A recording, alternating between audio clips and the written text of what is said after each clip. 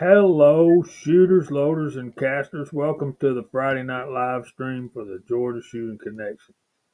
Hope everybody's doing well out there. We got Chico with us. We got Kingpin with us. We're expecting some more folks.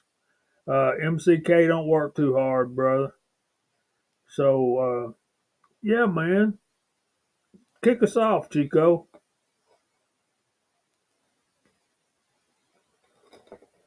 I almost forgot. Everybody, thanks for joining the Friday night Georgia Shooting Connection. We appreciate all y'all being here with us. I was trying to see how many of y'all are out there, and I'm sure more of y'all would come. So, um, yep, we're gonna get into some things. I don't know the topics because I'm fashionably early this time, but we will have a great discussion. I'm sure. We got brother Kingpin, man. How you been, brother? Thanks for joining us, as always. Doing real well. Glad to be on the show tonight. Good to be with Chico. It's always good to see you with us, man. Appreciate it, brother. Likewise.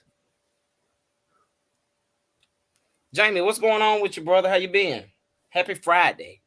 I know it, man. It's been a week, ain't it? I put that in the description. We got people jumping in. There's Ozark and room's filling up out there. Thank all y'all for coming in, but it's been a busy week this week. And I guess, hey, single shot, what's going on, bud? There's Georgia trapping and fishing, but we'll let Chico do the side chat here at about 8:30. Lots of folks popping in, so yeah, we're continually humbled by you guys coming in with us every Friday night. And we got some more folks invited. They'll be in and out in a little while. And but yeah, man. I guess when we get to this point of the year, the holidays are over, and you hopefully you had some time off at Christmas with your family and friends, and it's time to buckle down, work hard, make some money. Uh, yeah. I don't know if I can do that, Daniel. Let me try. You shall not pass. I got to do better. Chico, turn the light on. We can see him. So, what all you guys been doing this week? What we do gun wise? Chico, did you do anything gun wise this week? Yeah, I walked past my gun safe a few times. Just no, I did go to the range to test out some lows. I got an upcoming match. Um, yeah, I just because I haven't been shooting, um, so I just went and shot my CZ P10C.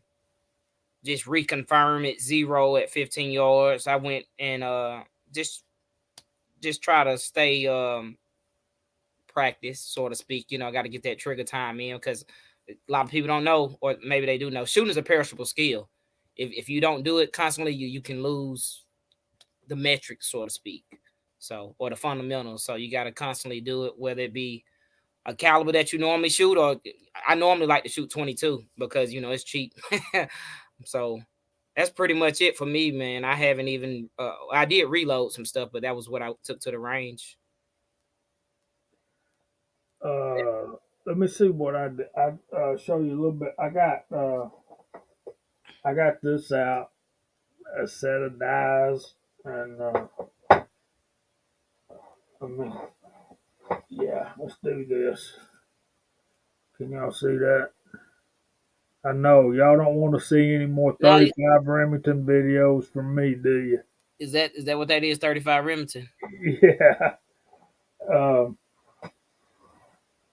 what I did was I got these brass. These There's probably 60, 70 pieces of brass. You can see I annealed them.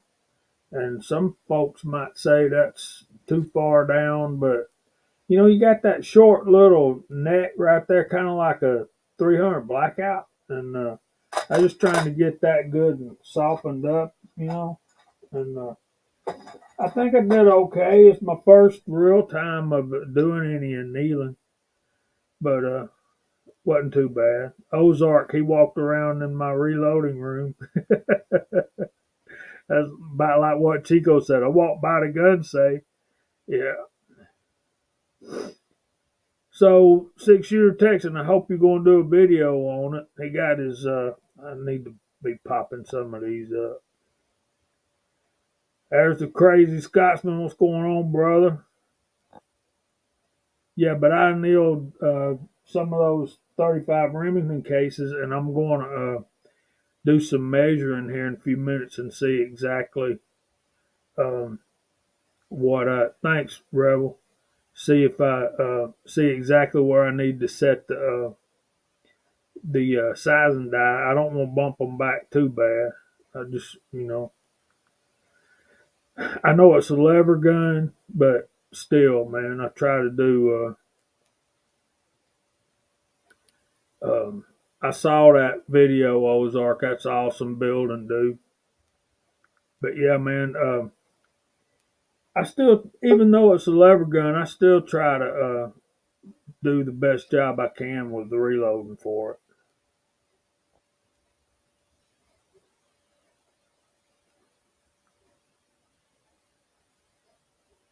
No comments. No, I mean, so are you trying out a new bullet, or you just reloading your preferred recipe, so to speak? Ain't decided yet. I'm still in the brass prep stage. When I get it all like I want it, then I'll decide what I'm going to do with it.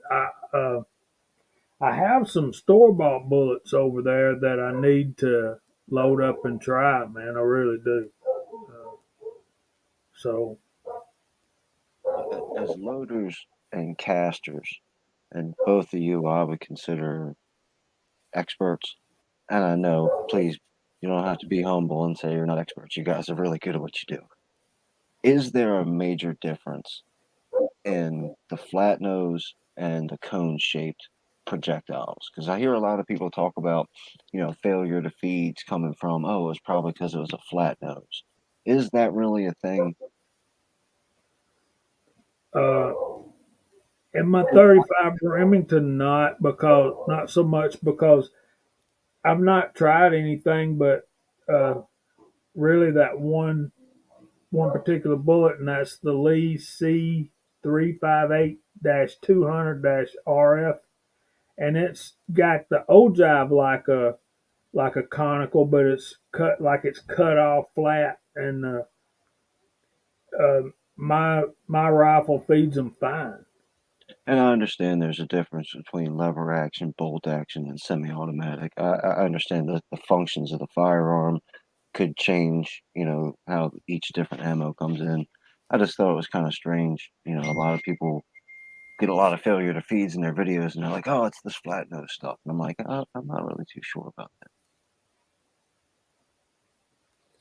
I think, yeah, it could be a potential problem, and then that's probably depending on the gun's chamber or how it, I think most likely some guns just feed certain bullets better. For instance, like my Rossi 357, I've got a double ended or full a full wad cutter, double ended wad cutter, and after I slick the gun up, um, it fed those no matter how short I seated them. And what is it? Lead Bullet Junkie has the same gun with the same bullet mode. He says his won't feed it at all. He was like, "What did you shine? Like, what did you polish?" And I was like, "Everything." So I believe it depends on the gun's chambers and how it kind of. I don't want to say how it came off the assembly line, but I mean it's a fact that everything that comes off the assembly line, even if they're sequential serial numbers, there are gonna be some variances in them because the tooling wears over time with each every time the chamber's cut or a part is made. So, but even with pistols, because I've got some flat nose 9mm projectiles. Certain of my 9mm won't like them, and it's like Jamie said, it's because the ogive too. But you just got to play around with stuff to see what what your gun likes. You playing with length and everything, so It's always like a trial and error with reloading. G23 Kyle, hey, welcome. You just got to test and test and test some more. So we got G23 popped in. Our brother Kyle got here. Kyle, what's going on, brother?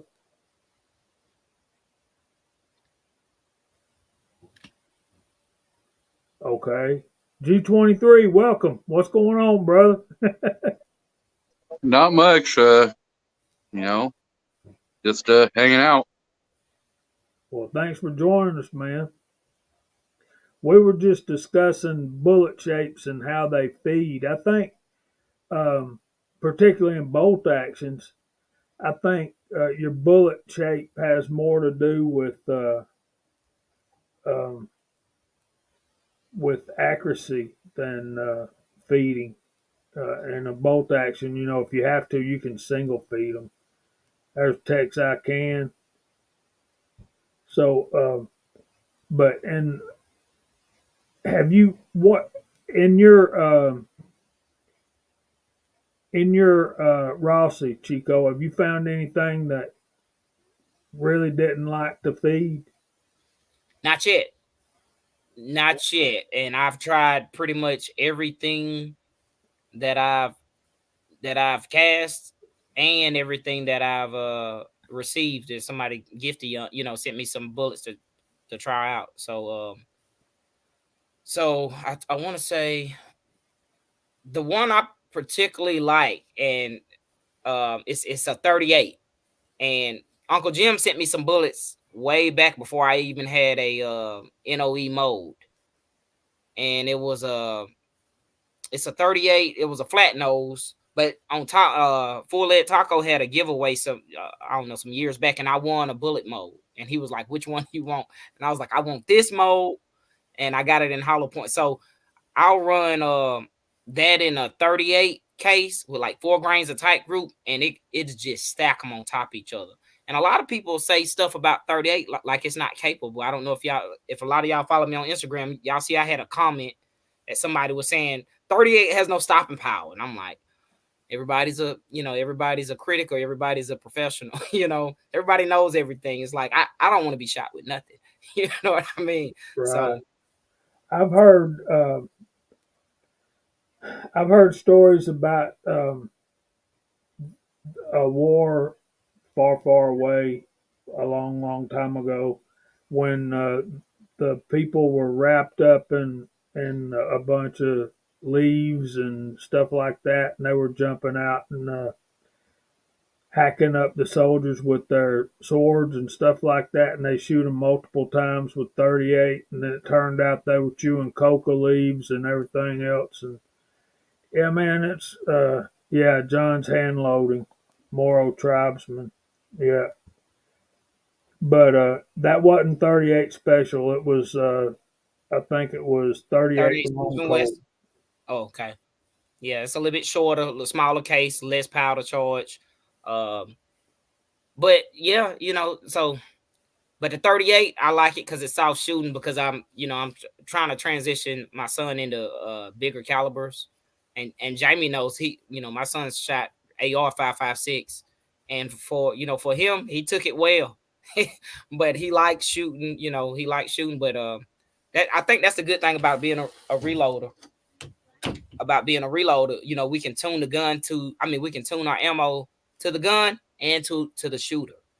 You know what I mean? Doing it safely. So, but the 38 soft shooting, I like it. But someone asked me, have I tried 357 mag? Yeah, I have in my lever gun. It shoots that fine too.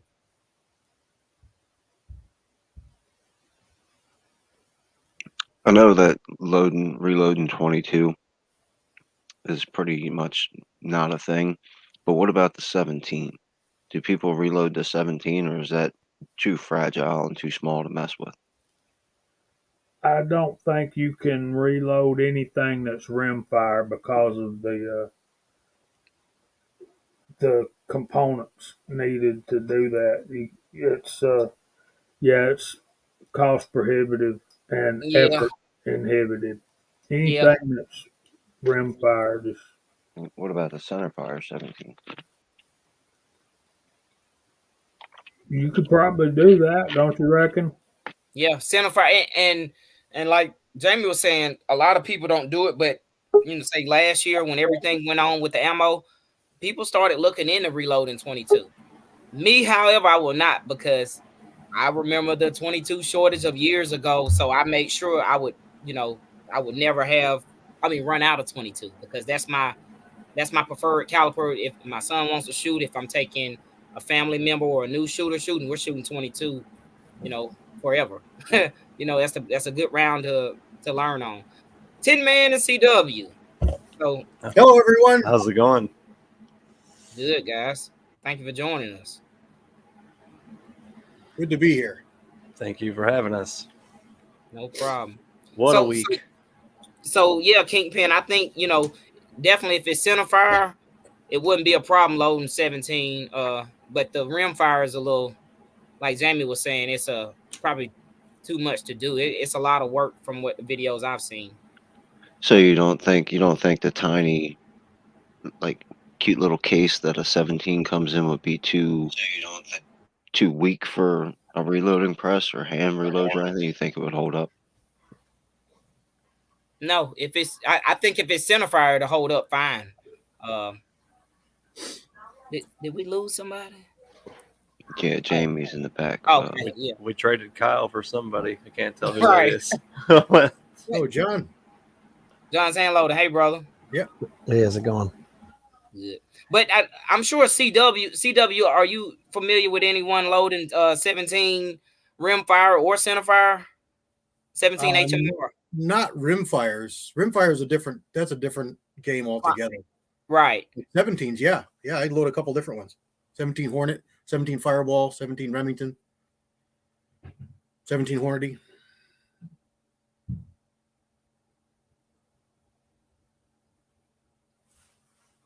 So yeah, Kingpin, it's possible. It's definitely possible and doable. What was the question? Well, I was he asking about people. Do many people reload the 17 round? And then I had to clarify. I meant the center fire 17. Yeah. It's a varmint caliber, so it's probably regional areas that load it, but definitely it's loaded for sure. It's sorry. I mean, anybody feel free to tell me to shut up, but I get talkative sometimes. You good with the questions. We love them, man. That ain't gonna happen here. I don't buy ammo from stores, so I don't know how much ammo costs on a shelf. Is 17 something that maybe Carter would be interested in getting into? Because you can stretch it out to 100 yards. It's not really all that loud. The bullet looks really cool. Now, are you talking about 17 rim fire or 17 center fire? Well, either way, it's a different caliber for him to take to the range and get used to. Yeah, so I think not last Christmas, or maybe last Christmas, not the one that passed before. I got him and I got it when Walmart was still selling, when they were getting rid of the inventory. I bought him a 17 HMR Savage, but I wish it would have been a bolt gun, but it's their A17, the semi-auto. And I had plans on putting the suppressor on it, but come to find out, the 17 HMR moves pretty fast. Yeah, you're not going to silence it. Right. I was just like, I was going to get it thread, and I was like, no, that won't work. But it's definitely a good, like CW says, a varmint round from what I've heard. Yeah. But Savage announced this year they're going to chamber the WSM, which is the Super Magnum 17, in the A22 Magnum semi-auto rifle. So I'm kind of excited about that because I kind of like that round. We're here in Connecticut, we can't shoot center fires on state land. It's rim fire or shotgun only. So any rim fire is legal. So we're going to have the biggest one. right. I'm going after coyotes. That's what I'm after. I have private land and such for most of the other stuff. So I picked up a B-Mag bolt action a couple years ago. And it works out really good. And that Savage semi-auto, something that interests me. But in the 17s, they also make a little one called the Mach 2. It's a 22 Stinger case, which is a little bit longer than a long rifle. and that's a really nice little rifle if you can find one of those. They're really nice, super accurate. Let me be so bold as to step in right here and welcome John's hand loading and the man of 10 himself. Well, thank you guys for coming tonight. Thanks for having me. It was pretty slim when we first got in here, man. It got to be 8 o'clock and I was sitting here by myself. Yep, I saw that. I saw you guys go live, and I was like, man, there's only 3 of them. All right, I'll hop downstairs. So, Now Tim, look at man, us. how'd you get off of work today? I've had all week off, man. I had the COVID. Oh man, I'm sorry to hear that. That's I hate not a that. big That's deal. right. It was, I didn't know that. You told me somehow. I heard it somehow. yeah, I think family. I was talking to you about it, yeah, because I got a package from CW. I need to do an unboxing video, but I've been kind of waiting until I get my bearings back. It was pretty That's mild. right. It was That's what it was. kind of like the flu. It wasn't too bad. I'm glad you didn't have it bad. That's how my wife's was. It was really annoying more than anything. I had it a little worse than she did, but Yeah, the stuffy nose and sore throat were the worst part of it. I don't even know that she had a sore throat. She had the nasally stuff. She had some cough and aches and pains, but that was really it. I had the full boat. I had no smell, no taste. I felt like death for a couple days. Just That's rough. Okay, Kingpin, you want me to say this? Or you wanna announce this? Oh, it's up to you. We can keep it secret until it happens, or you can talk about it now. Whatever. I mean, No, I'm no, 100% beside you. we wanna talk about this comment right here. We're down to 55 already. Kingpin has some American flags, and if we get 55 thumbs up, he's going to give one away. So you guys, Three of them. oh, I just added mine. Me too. Yeah, I'm gonna do 3, Jamie. We'll pick 3 people. okay, good. Let me go over and give a thumbs up because I never thumbs up our own chat. That's Yeah, pretty silly, ain't it? I forget a lot too. And I'm going to be swapping in and out with Kyle, and Kyle's probably pretty tired. He worked all day and then had to come home and work on the gas logs. Oh boy, Oh, So I want to know how his braided beard went. the what? The braided beard. yeah, undoing that was probably a job too. Yeah. Chris says we got 55 already. 59 in the chat on my end here, but that's always changing for everybody who looks. Yeah, Yeah, I see well, you know, 59. Keep them coming. every time people have to go get a drink of water or There's a Scotsman, go to the little boy Daniel? room. Alaska Andy. So since Jamie already asked me and Kingpin, and I'm sure Tim Man hasn't, but I'm still gonna ask him, have you guys on the bottom, all 3 of y'all done anything with guns this week? I do something with guns every day. I know you do. You're the man. Does thinking about him count? Yeah, because all I did was like walk by the safe a couple times, and I was like, I need to go shoot. Yep. That's the bummer, man. I've had all week off of work because this COVID stuff, and it's been like 10 degrees out all week, so it's too cold to go shooting. And I've been going stir crazy in the house. Like, why this week? And that's how you get your hands warm. You go shooting, Tim Man. Not the That's gun. one way to warm It up. don't work. That's You got to for sure. shoot a lot before that happens. It's Or 10 hold on to a degrees hot out. barrel. That's Yeah. it. That's So, it. John, you got snow coming? Yeah, I got a lot of snow coming. It already snowed a little bit today, but I got a lot of snow coming tomorrow. What part of the world you in? I'm in Connecticut, and Ways, just up the road from me. it's the eastern part, so we're in a blizzard zone for like 2 feet tomorrow. Oh my goodness. They kept up in the total, and now they're saying, 12 to 20, maybe higher. Wow. But reloading, I finished 20 rounds of 308 today that I started probably 3 weeks ago. Cleaning the brass and putting it down, and just too many other things going on. And I also was tinkering with that Frankfurt Arsenal scale that some of you guys heard me lamenting back around Christmas. I'm still fiddling with it. It's just not right. I got it today so that if I put in 42.8, it comes out as 43 on my beam scale. And that's what I was looking for, was 43. So I used it, and I weighed every single charge till I got like 4 or 5 left. And I still don't trust it enough. So I did a couple and then started weighing them one at a time again. And the last 3 all varied out of that same automatic powder measure. And I know, you can get a 10th off, but you don't want a 10th off, and you don't want it to keep like incrementally going up. And that's what it was doing at the end. So I don't know what I'm going to do with it. That's the IntelliDropper? Yeah. Yeah. Oh, wow. I have the Lyman Gen 6, I think. The one that's smaller.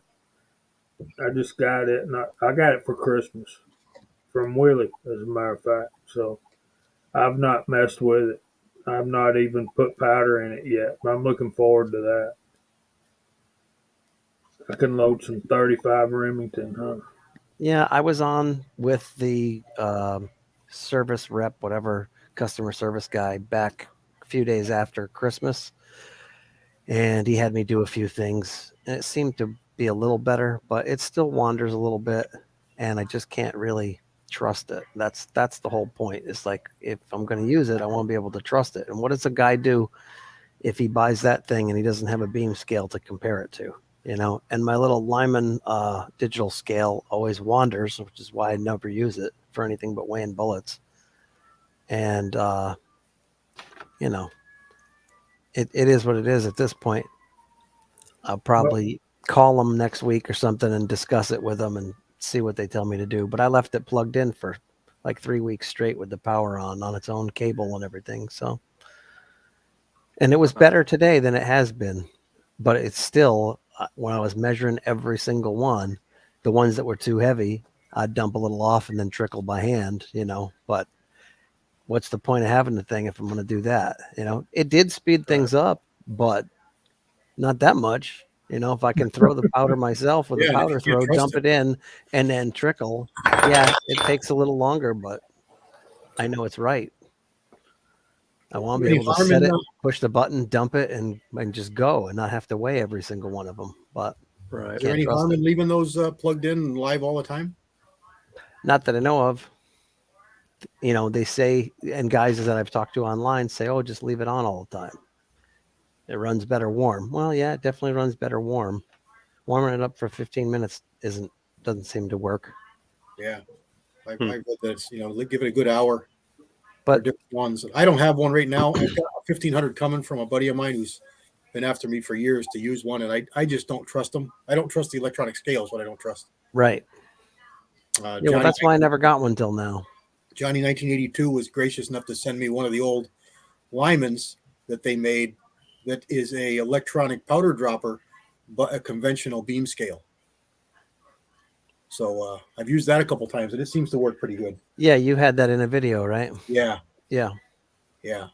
So I want to build up a little shelf right off my main bench, kind of hovering, free floating, but solid, rigid, and I can get it on that. That way I can free up the valuable real estate there on the bench. Yeah, we got altering opinions on that one. Which one? Hey, John, where did you buy that from, if you don't mind me asking? Well, I ordered mine on Amazon. I wonder if there's a way. Will they let you swap it and get a different one? I think they may actually replace it. I mean, that's what the guy from customer service said. Because one of the things that's bothersome is right out of the box, the little bubble level that all those type of things have. It's a circle within a circle. Mm-hmm. It's off. Like, for me to level it, the whole thing would be cockeyed like 2 inches. I mean, it literally an inch off. And the guy says, "Oh no, just ignore that." I said, what's "Really?" the point of it? And he said, "Oh, they're all like that." I said, "Well, should I send it back?" He goes, "No, not for the level. Just level it by hand." So I leveled it with a little bubble level. But Man. I mean, really, like Yeah.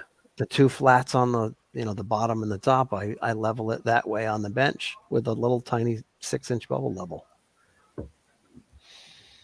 So I wonder if that's part of the instructions then. Don't pay attention to the level, Yeah, it's not That's at all. But that's what the customer service rep told me. And he said if they sent me another one, it would have a screwed up bubble level too. Wow. So, CW, they're wanting a link to your new channel. Can you help them out with that? It's on Rumble. Yeah, it's exactly the same as what you do for YouTube, except you insert Rumble instead of YouTube.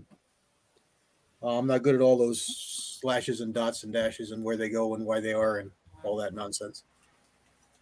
Have you uploaded any new videos on YouTube at Brian CW? No, I haven't agreed to their terms yet, so I haven't finalized that part of the account. I don't know what I'm going to do. I don't know what I'm going to do. I've got some ideas, but I don't know. I'll keep that account active so I can be and support all you guys, but I don't know if I'm going to upload there, and I just don't know what I'm going to do.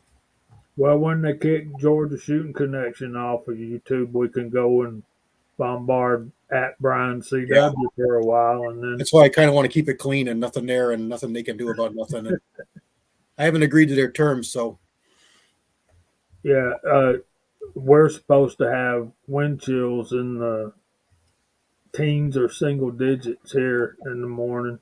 Although we're not expecting any snow, but we're expecting 25 degrees and 35-mile-an-hour winds, gusts up to 45 or 50, and sustained winds between 15 and 20. Thanks, But it Craig. is Georgia, so we don't know. It might snow. The weather people are always wrong. If not snow, you'll get ice. Yes. What John's hand loading? What kind of mechanical scale do you have?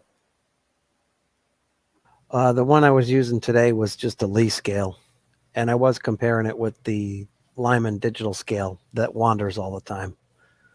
But I know I'm in the right ballpark. Where last time I was playing with it, it was off. I was trying to get 43, but it was off by like 2 grains, and that was after multiple, Is the Lee re-zeroing it, all that stuff. It's crazy. Is the Lee safety scale the only mechanical scale that you have? Yeah. I had an old, I don't know, Lyman or one of these other ones that I bought used that was pretty beat up and bent, and I could never get it to zero correctly. Somebody said they wanted it as a project, so I sent it to them. So I take it a grain is a really light unit of measurement, correct? yes, and it doesn't always correspond to a kernel of powder. Does not. There's 7,000 grains in 1 pound. Okay, cool. Thank you. Mm-hmm. So I want to take my hat off, if I had one, to John's hand loading for actually being able to use a Lee safety scale. Like Fuzz said, I'm an expert. No, Thorzak said I'm an expert on the Lee scales. I got a box full right over here.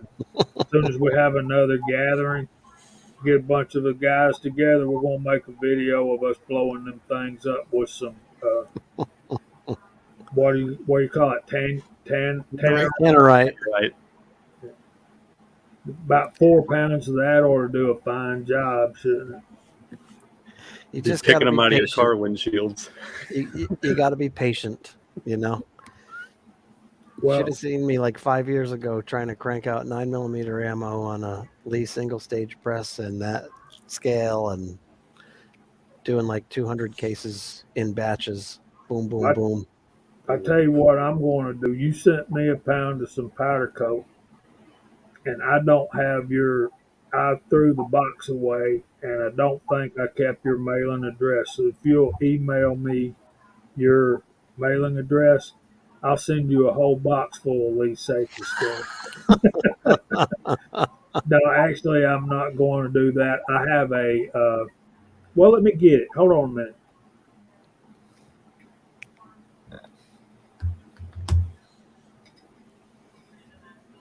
Go searching for any more 10 millimeters yet, Tin Man? Still keeping my eyes peeled. They're pretty scarce. Yeah, I've been having my feelers out all over the place. One of my local shops had a brand new Ruger and a used Ruger in stock. In 10 millimeter? 10 millimeter, yeah. 2 weeks ago. I wonder if they would ship to my state. Wow, that looks really nice. An old house scale. Yeah.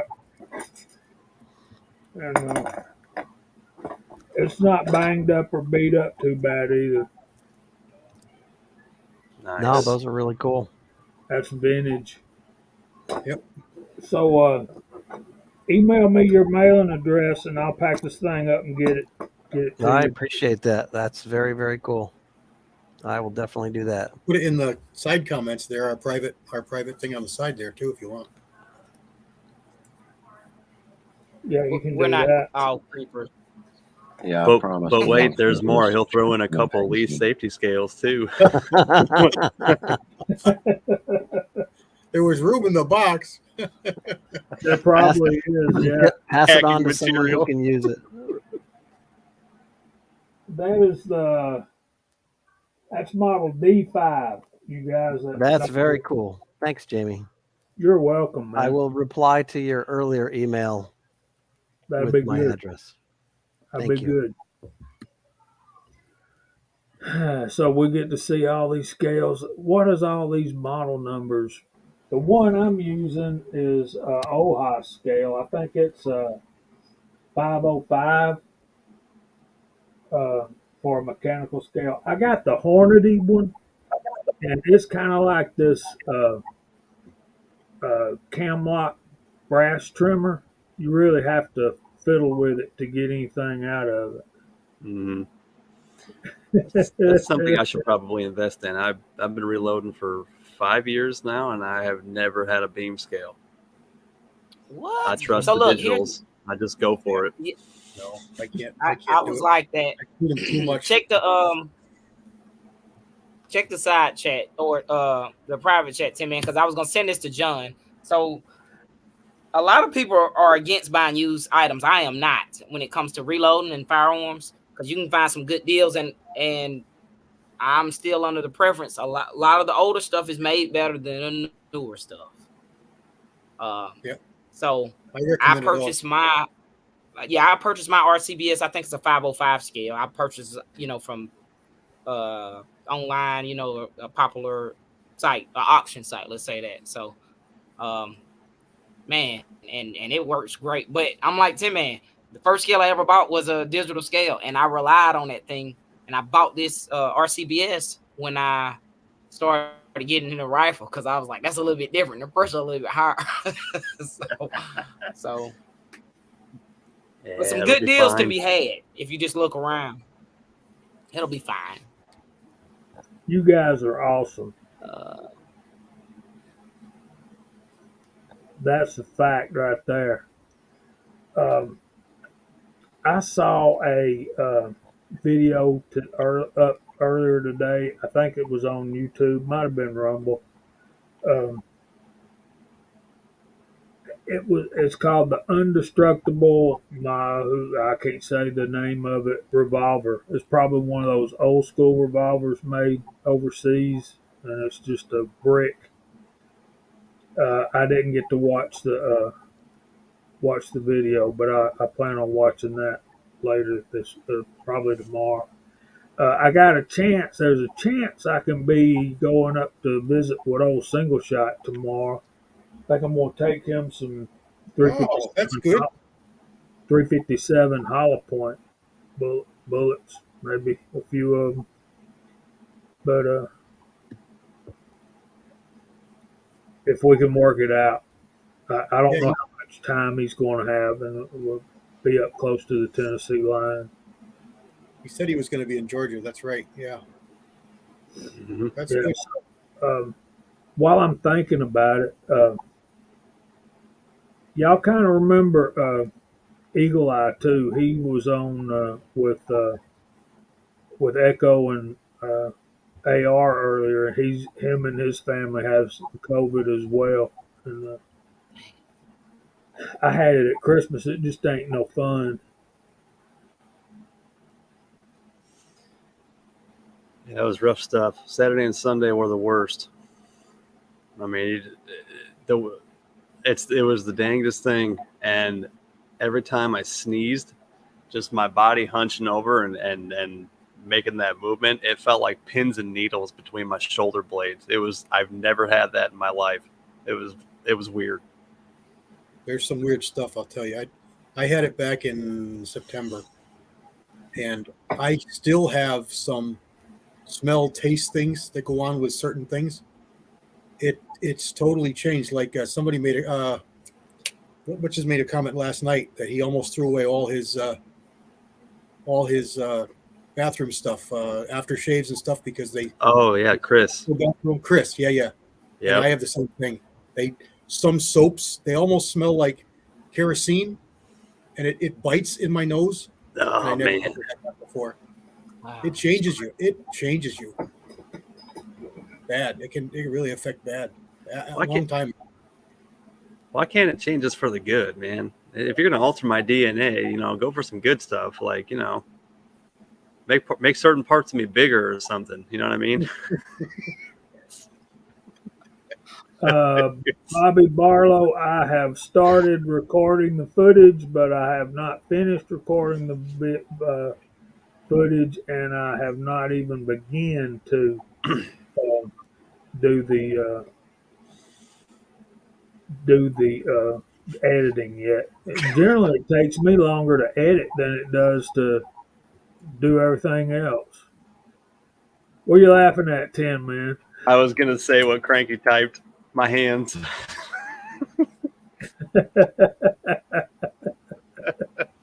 Oh boy, we're degenerating early. Okay, I'm sorry. John, why don't you come up with some kind of a trivia question or some method to give away Kingpin's first American flag?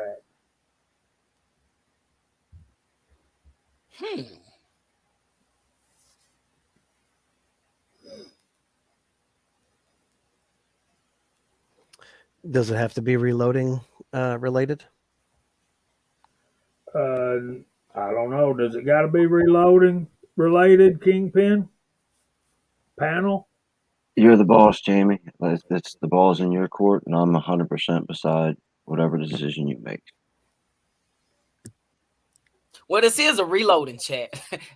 Maybe reloading, shooting, or casting? Gun related. Let's say gun Or gun related, yes.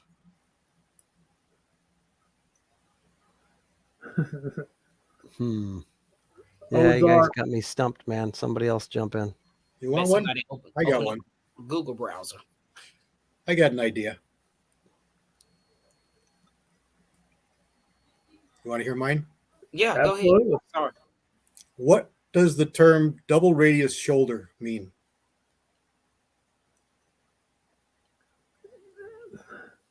CW man, dang, nobody knows the answer to that but you. That's the point. He wants that flag. Gun person. Don't know it doesn't ring a bell for anybody? We're reloaders. You should know this. Weatherby. Double radius shoulder. I know what it is now that I looked at a picture of it. And I can't win a flag anyway, but I'm not going to say. But yeah, that's cool. Tacos and French fries. James Pollard. 2 radiuses. When you look at one, it looks like it's a mistake. That's what it looks like. What's your idea, Cranky? Do I got to back up and find it? Oh, that one. Yeah.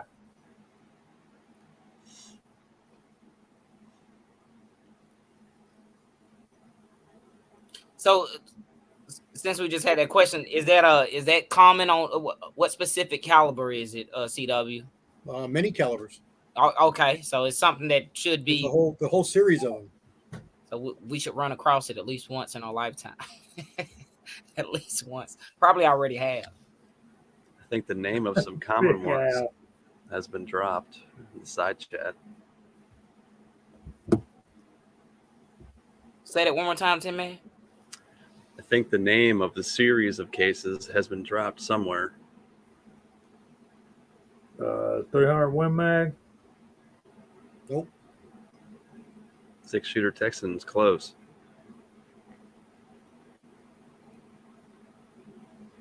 Hey Siri. I'm just playing. This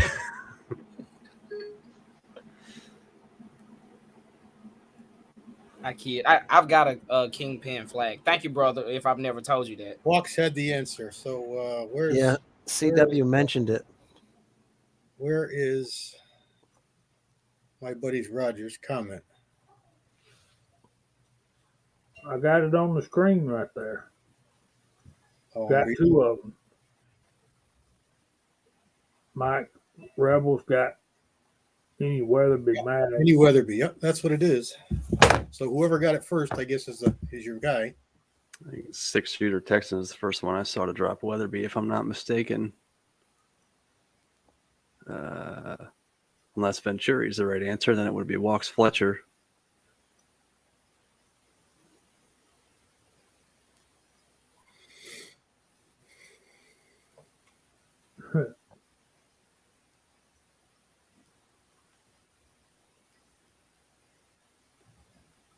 The question, Tread, was what does the term double radius shoulder mean to you? Walt Fletcher says Venturi Venturi's shoulder at 848.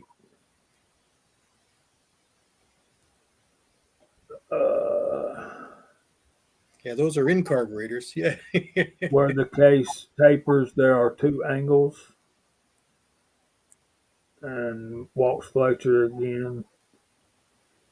I'm not seeing 6-shooter Texan. There's Texan said Weatherby, but after Venturi shoulder from Walks. So, all right.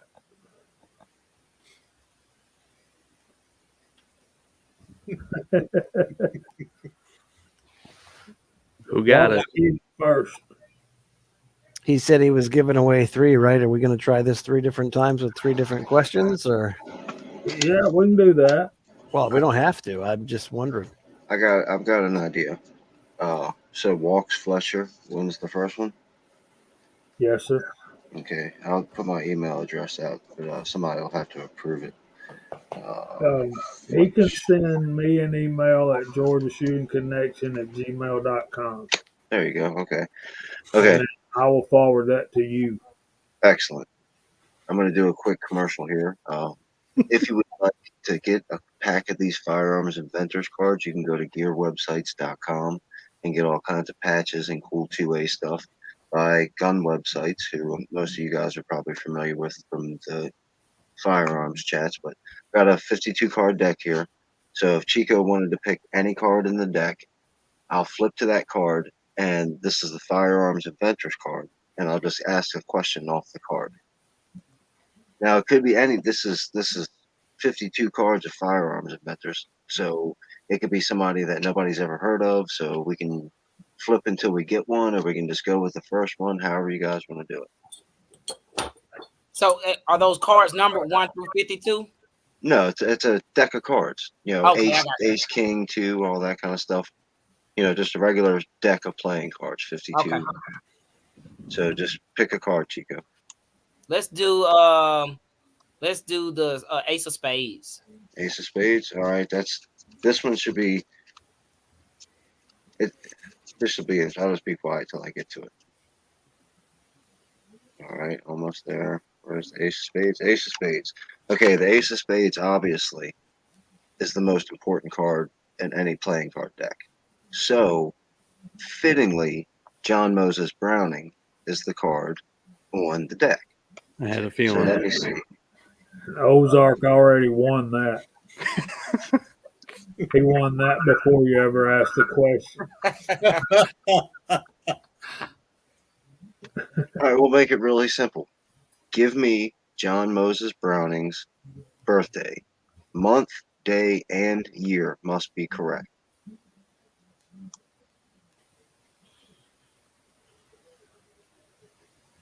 And the first person that gets it right on Jamie's screen wins. So whatever Jamie's screen says, doesn't matter what anybody else's screen says. It's only what Jamie's screen says. I just know when he died. That's twice Big Al's had the same answer. G23. Is that correct? That is correct. And is that G23? That's G23. All right. Send me an email, G, and give me your address, and I'll get that out to you, man. So if you wanted to do this, I can take the ace out, and we can do that again. Or if somebody else already has a question or a different game we can play, we can do that too. No, that was cool with the trivia cards, man. Somebody else pick another card if the panel's fine with that. That works well. That makes it fair and everything. Well, we've already had a request for the Queen of Hearts. Okay, Queen of Hearts. Let's get to the Queen of Hearts. Let's see. Queen of Hearts. The Queen of Hearts. I think Browning died in 1929. Is that right? November 26, 1929. Okay. So I had the death right. All right, well, this is a very famous firearms inventor. So a traditional firearms inventor, if you want to look at it that way, but maybe controversial as well. William Ruger. So we'll just go again with the birth date, if everybody's okay with that. When was William Ruger born? Month, day, and year.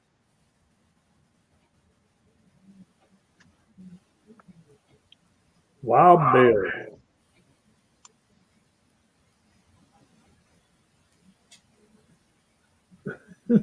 Dang. Oh, you guys are. Yeah. I saw Y'all that are, too. y'all are killing me, man. Ogden, Utah.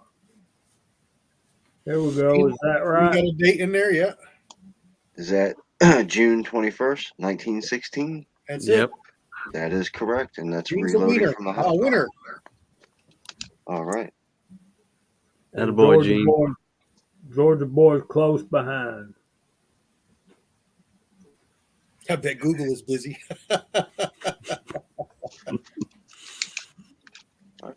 Well, that makes 3. So thank everybody on the panel for helping out and mixing up and having a nice game.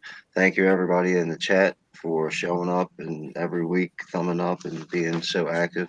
I know for me, this is probably the best place to be on the internet.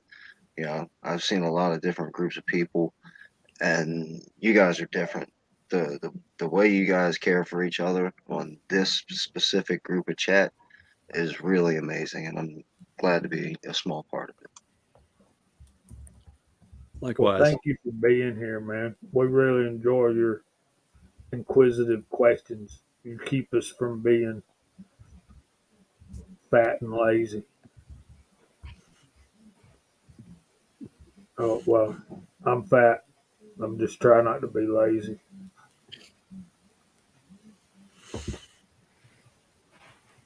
Well, look, since we're almost at 9 o'clock, let's go through the side chat, Jamie. Go for it, Chico. Let me scroll up. Let me see how far my. I know that'll make Mr. Pollard happy that you're doing it instead of me. Oh, definitely. I think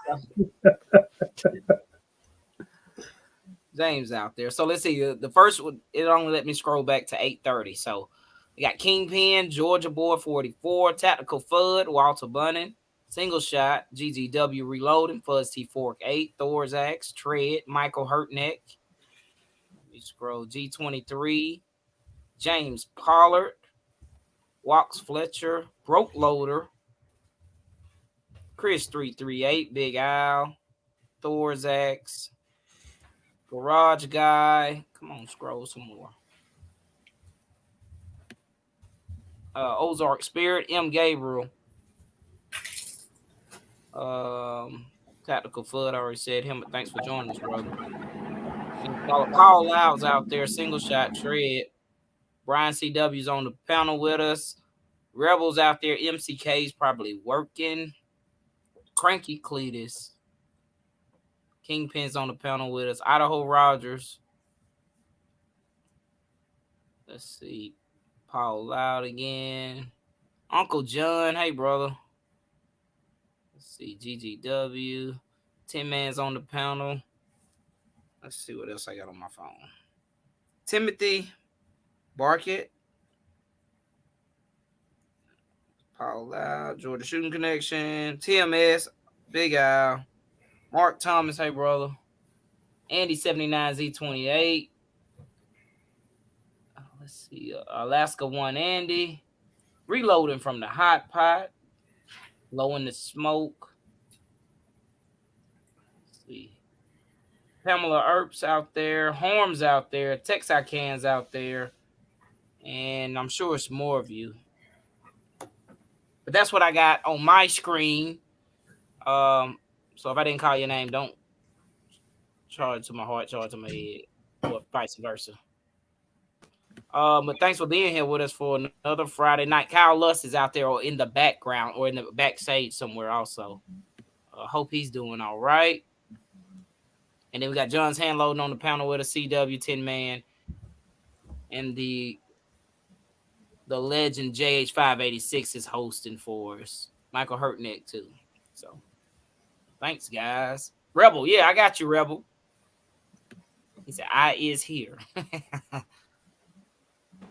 Oh, and Daniel God is my judge. Can't forget him. Good night, Raj. Kingpin, I left Walk's information in our private side chat.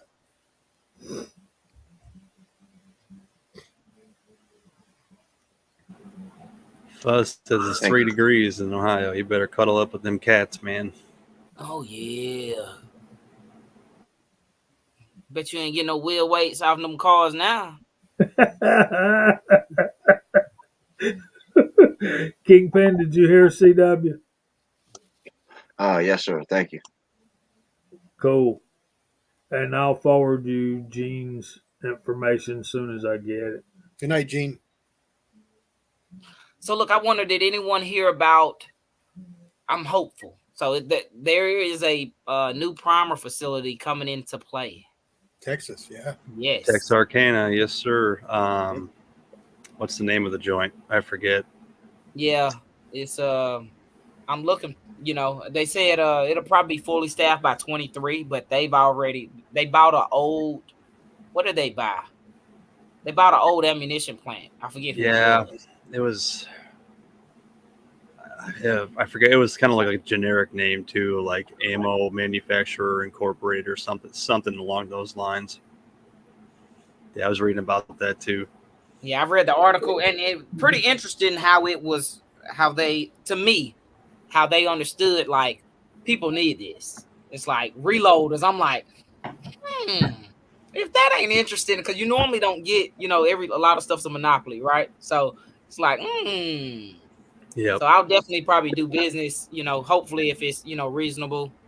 But I am looking forward to it.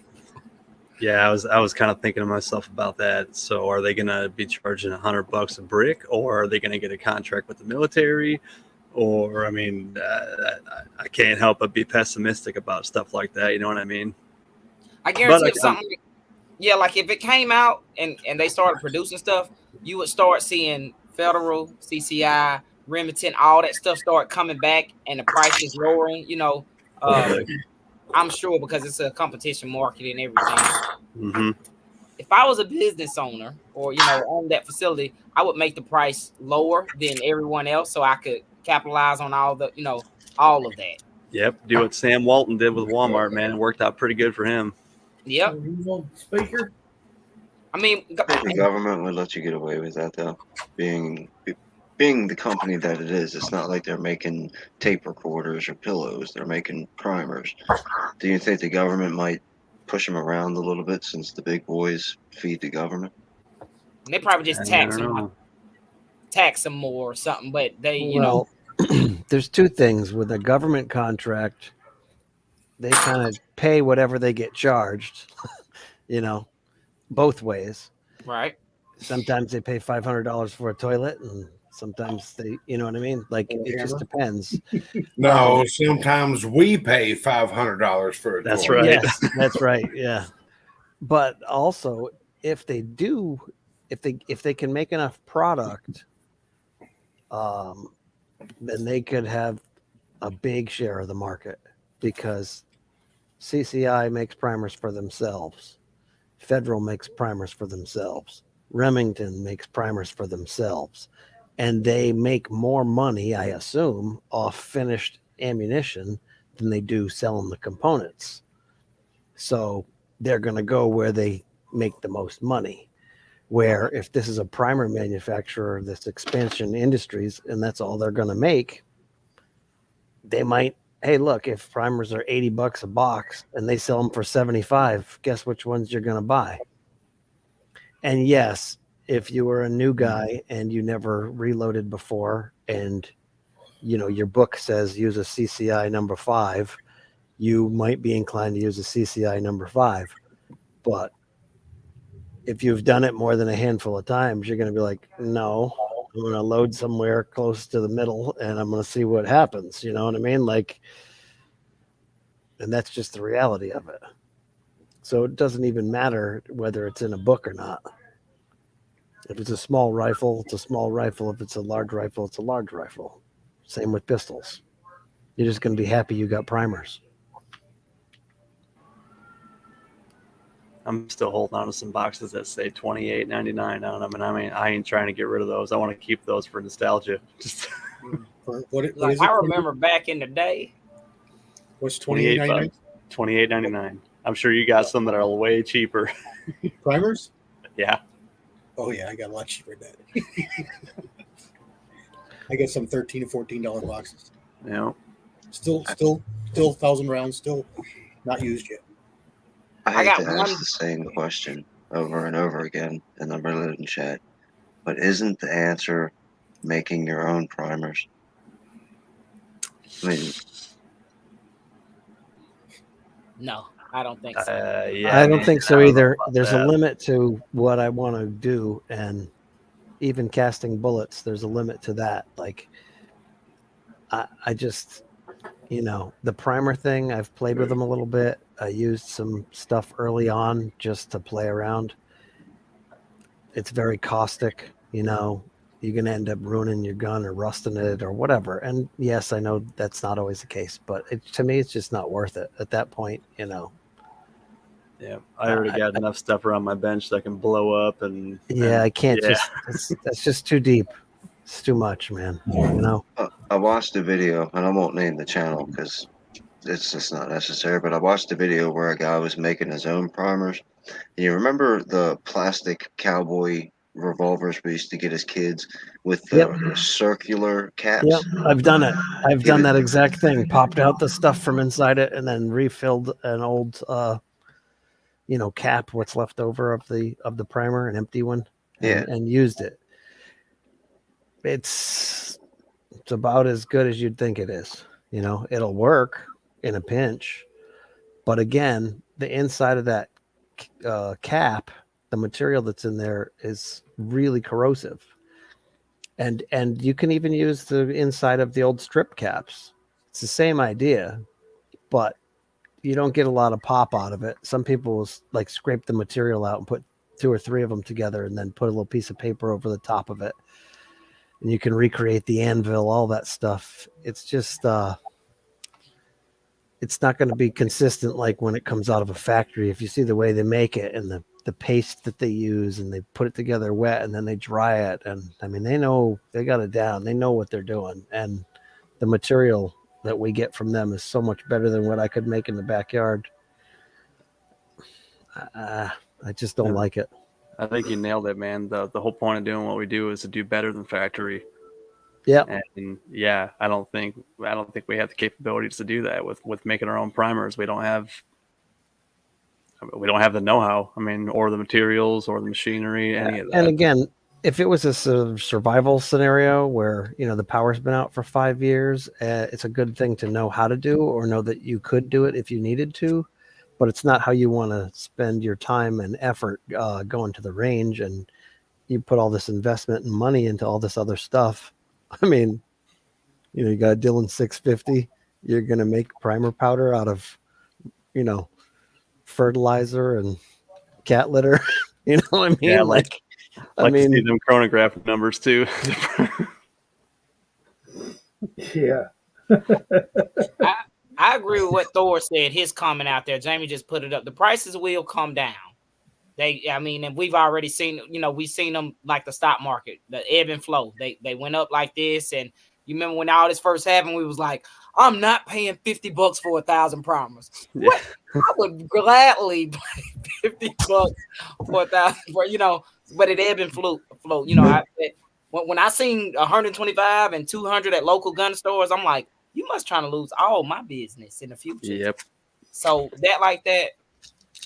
This doesn't have a price on it because I buy them in the sleeve, but this is old CCI. This style box. I've got one of those, just a sleeve of them, CW. Just a sleeve? This is a brick. Yeah, no, I'm saying I've got the ones you just showed, just a sleeve with the price sticker on it still. It's like 94 cents. I have to go find it. It's the green one, yeah. I'll be back. I'll go find it. Yeah, no prices because I buy them by the sleeve. So I bought 5 of them at a time.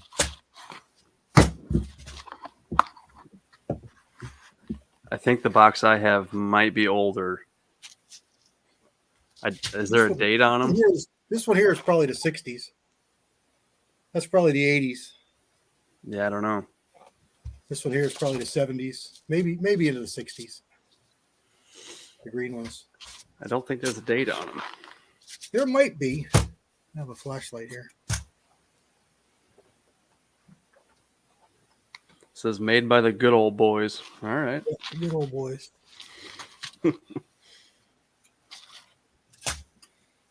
Yeah, I don't know. You got some old Winchesters too, the old.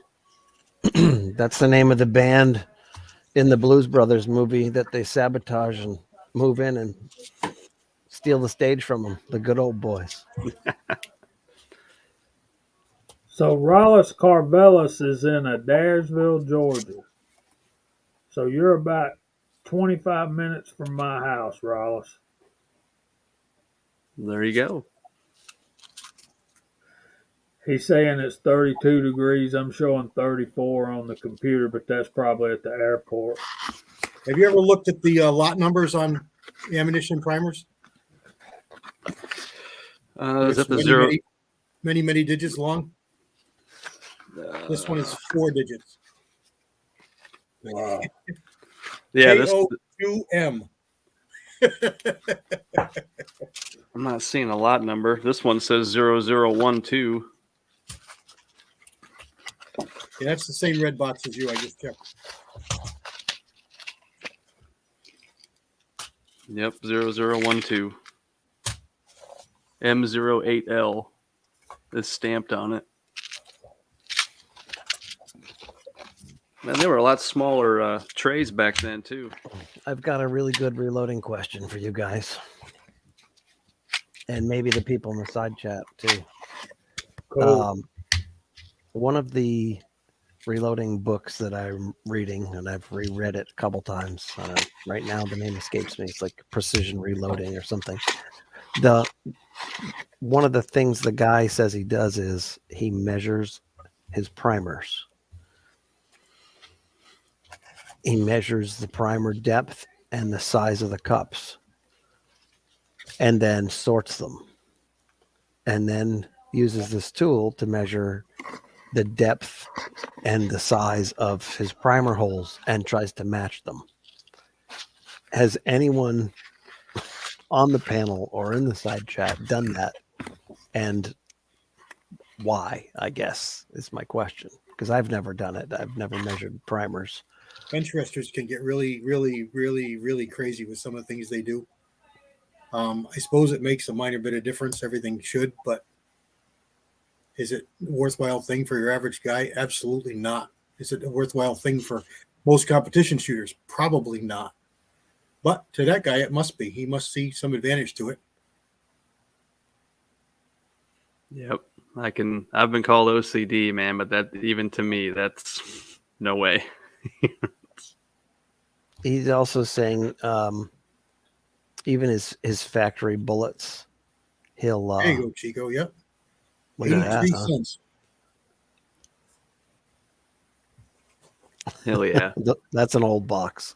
And listen, Oh my goodness. Yeah, they're you in need there. you need to shoot them. No, this is like, man, I'm putting this on eBay, man. It's like $10 million right I here. was gonna say they're $40 right there. This is Yeah. retirement plan. That's a little older than this one, too. This is a green one, but yours is older. Yeah, this is the retirement plan, I think. So But he you know also what? said that he'll weigh his factory projectiles too. So say he gets 200 whatever match kings.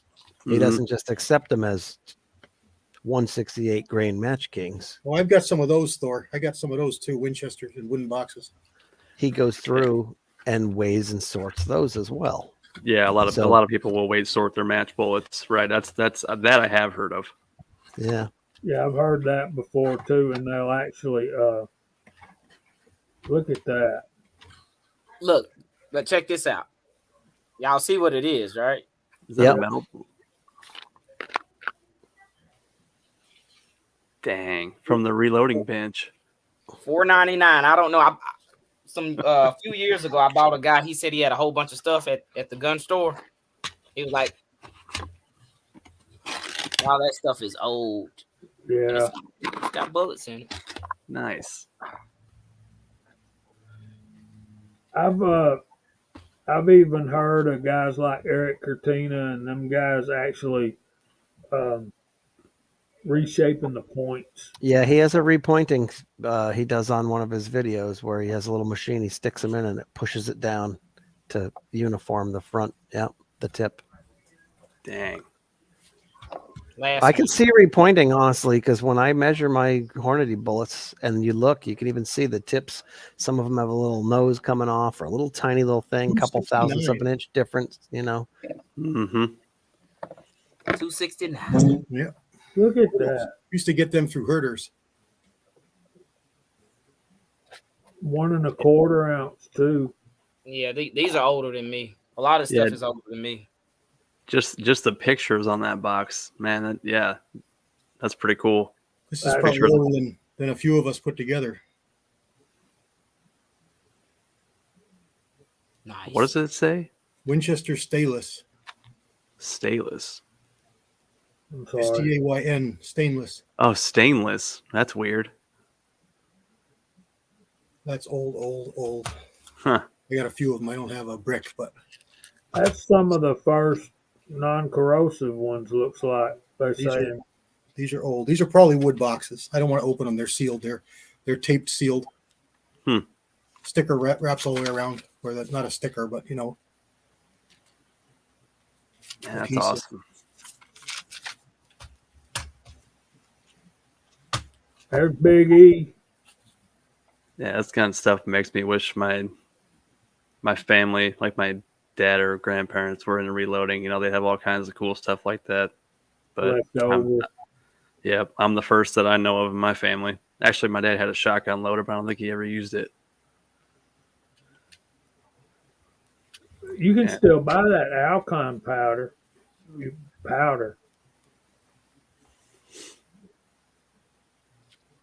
As Lead Bullet Junkie is saying. Georgia boy is still hanging in there with us. Thanks, Pastor. Thorax, how old do you think these Winchesters are?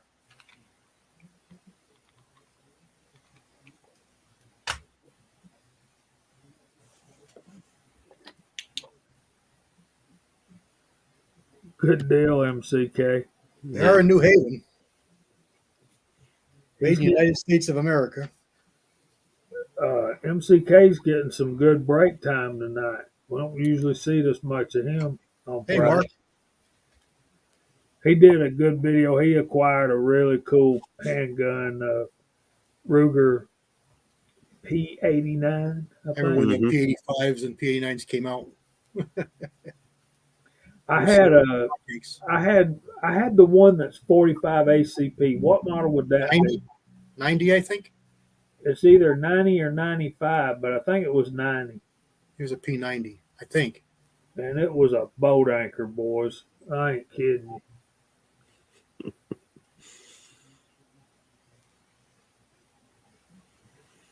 Oh my goodness. Kingpin shared some breaking news with us. Allenby Pro actually did a video.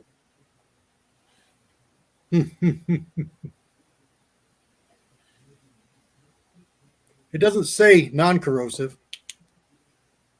It says non-mercuric. I guess that's non-corrosive.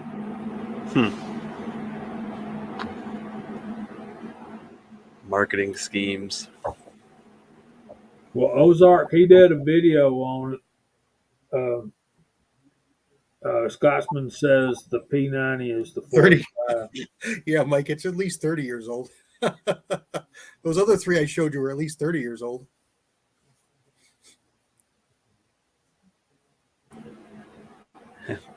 Fuzz has some powder left over in a leather bag that he took the cap off with his teeth. My point exactly, Big E. You get a Smith 357 Magnum and you don't much need a P anything anymore. Yeah, but that P45, that P90 and 45 of all the guns I've had and let go, it'd be between that one or the Beretta PX4 Storm and 40 Smith & Wesson. I like both of them. I kind of wish I had both of those back. But so anyway, I've only sold one firearm in my whole life, and that was an XDS 45. I hated shooting that thing. It would feed everything, but man, it sucked shooting that gun. a little snappy, was it? Oh, yeah. I kind of wish I bought half a dozen of those AUGs when they came in the country for $500. Yeah. Oh man, Ozark, tell me it ain't so, buddy. Don't let Scotsman see that. I know he'll be, and even Fuzz. I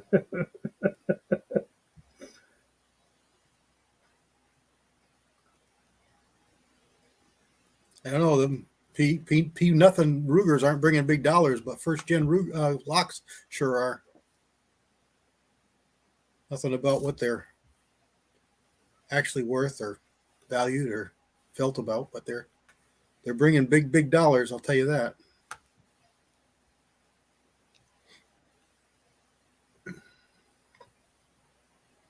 Yeah, Tree Demon 133 Willie is still in ICU as far as we know, and yeah, he's been on my mind constantly since all this started going. That's right, Scotsman.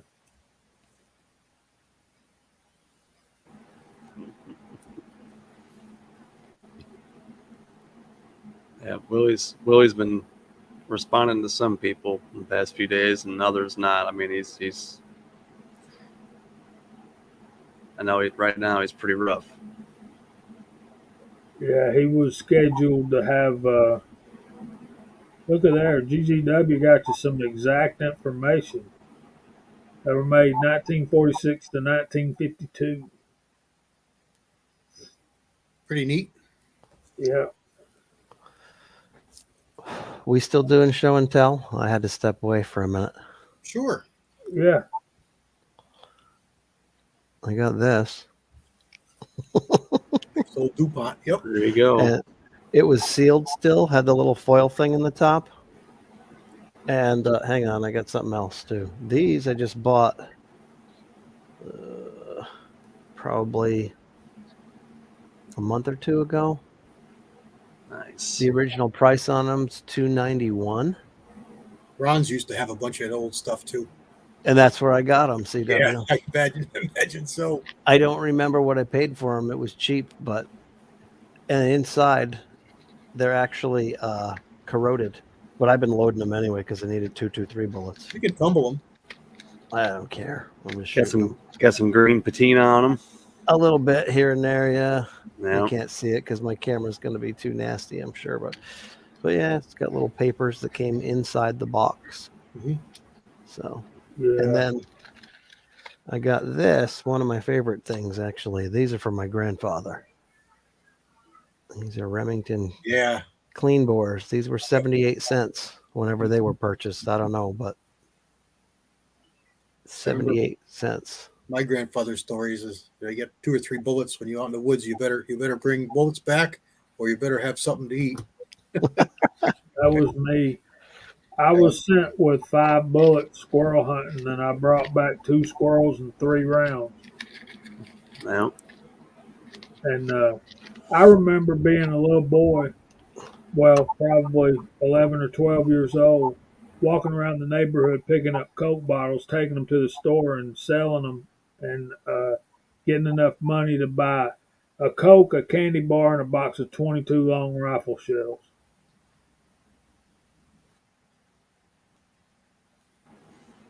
Country needs to get back to that, I think. Yeah. Well, I just looked outside, guys, and I'm going to have to scoot in a minute because it's already starting to snow here, and I got a couple cars I got to move around before it gets too much more. So I'll stay on for a minute, but I'm going to have to go soon. Well, you just let us know when you got to go, and we appreciate you being here. And you be careful out there. Don't fall on nothing. I'll try not to. I appreciate you guys inviting me, and I like seeing everybody. It's nice. Well, Yeah, you're it's good to welcome see you. anytime, buddy. You too, John. Nice chatting with you, man. Thanks. Who were we talking about when I came back in? Somebody's been sick. Willie's been sick with a bullet man. Right. Is he getting any better or not?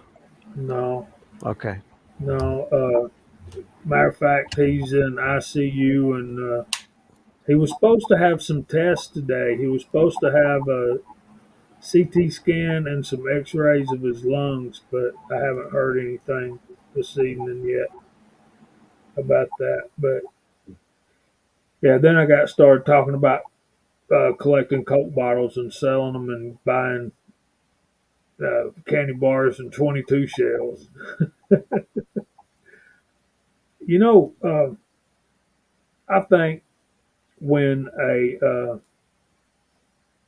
boy is 10 years old, wow, G23, that's incredible.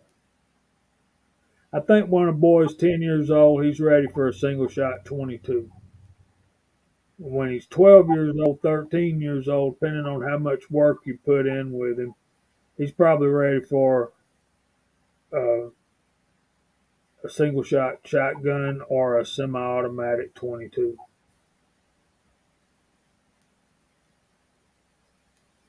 Yeah, I would normally agree with that, but I really think that you could go straight from the single shot 22 to an AR-15 5.56. Well, yeah, now you can, but you couldn't back when I was a kid. Well, yeah, that's what I mean for like kids now. Like kids now, I think I really can't see any reason except for I know a lot of people say their kids don't like the loud bang that you get out of the 5.56. So that's obviously an issue. You'd have to, get past with earphones and all that kind of different stuff. But One of the reasons I brought this out, and I forgot to bring it up when I was saying that I bought it used and old, I thought, oh, that's cool. I never had one of them old tins because I started reloading in 2016, 2015, something like that. And it was sealed. So I thought it's going to be perfect. It's great. I had just started using IMR 4064, burned through my first can of it, couldn't find any more. And then I found this old can. Well, I unsealed it. And when I pulled the little foil thing off, all this red dust came floating out. Rusted Little up rusty. on the inside. I went, oh no. And I had read about it online that the inside, from inside the can, it would deteriorate and starts to give off some kind of chemical that looks like rust, but it's not actually rust. It's the byproduct of the stuff deteriorating inside it. So they said dump it out on a white piece of paper and see how much is there. And if there's not a lot, you might chance it. But if there's a lot, it's no good. Well, I start dumping it out and it's red. So the one thing I should have filmed that I didn't film, I got this barrel in my backyard. I took the pound of powder and I dumped it in the barrel, lit it on fire and backed up and just watched it go like a giant Estes rocket going off, man. It was pretty impressive. Probably 10, 12 seconds of just 30 feet of flame, 20 feet of blue flame. And then it was done. It was awesome. Nice. Yeah. So that's what I did. I didn't need it for fertilizer. I figured I might as well have some fun with it. But yeah, the red dust, it happened to me. Yeah, for just a little bit. I've fired them with it just a little bit. It's been fine. Yeah. But like you said, if you get a lot of it, it's gone. Yeah, it was bad. And then now Good that I've looked fertilizer. at it, it actually looks like on the bottom there's a little bit of corrosion there. Yeah. So yeah. Someday maybe I'll give this away. Who knows? Some square boxes. They had a like a crimped top. You pop the middle and it would open up. You could take it off. You put it back on and squeeze the ring and it would pop up and it would grab. It's the way they used to make the square ones. You got an uncle that used to work for DuPont. Oh, go ahead. I'm sorry. I never heard of sending squirrel tails to MEPS to make fishing lures out of. Oh, I did that. I think they still do it, if I'm not mistaken. Really? I think so. I've seen it in a few years ago. I saw it. Yep, I did it too.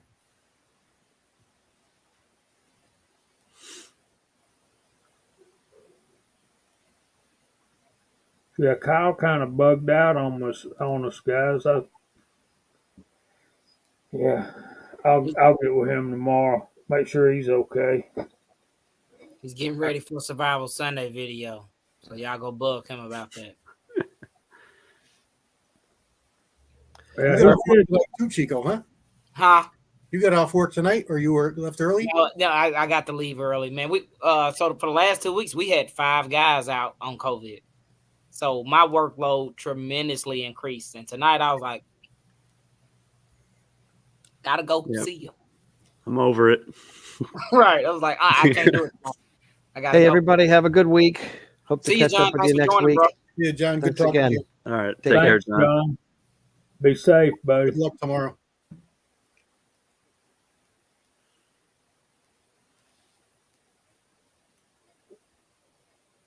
Side chat still going, ain't it? Yeah, there's still 50 of them out there, man. Yeah, I see You him. guys are awesome. Dang. You know, I had an uncle that worked for DuPont for probably over 30 years, and I don't know what DuPont in Comanche, Iowa did back in the day, but Clysar bought them out and they make a shrink wrap now. I wonder if they used to make powder or if they were just paint back in the day. I have to look that up. I wonder if he's got any old cans like that. I seen an old can at one of my stores before all this happened. I'm sure it's still there because the guy told me, he was like, that's just nostalgia or whatever. It was what's the RAM? 2400. Mm-hmm. Yeah. But it was I think it said Hercules 2400. Is that right? Or it might have said it was a square. Yep. It was a square can, like a cube, I'll get you one. if I'm not mistaken. I was like, oh man, I'm looking for this. I was like, but I don't want that one in the metal can. I want the one in the plastic can. So, but this was like when everything first started. So I think MCK, if he's I'm sure he's listening. If he ever gets down here in my area, there's a gun store called Deer Creek Gun Shop or store. and they do a lot of black powder. They do a lot of old, like mill serps and stuff like that. But like everyone else, their prices are still, I think last time I went in there was primers were like $115 per 1,000, but that was like 2 years ago. I was like, That's crazy. Oh, you're talking about DuPont. I Yeah, remember seeing I think it was a Vietnam clip of some sort, or maybe a movie or whatever, but a guy had written on his helmet in Vietnam, God bless DuPont and napalm. so DuPont, they made a lot of different stuff. The Clinton plant was cellophane is what they did, but a lot of them did nylons for the war, which was kind of cool. Yeah, they made a lot of stuff over the years. Mm-hmm. And now you think of them as paint and paint additives and stuff like that, but they make chemicals that's in practically everything, along with Pittsburgh plate glass, Mm-hmm. PPG. Uh, it's amazing that when you start thinking about all the stuff that goes into making stuff that we handle every day, it can be um, it can be intimidating, it can be scary, and most of it just goes right over my head. Yep. yep, that was it. Yep. Them Yep, all little short square ones. Yep. yeah, little You fatty. push the button on the top, and it would click, and then you could take the top off. And you put it back on, and you squeeze around the edges, and it would pop back up, and it would be sealed.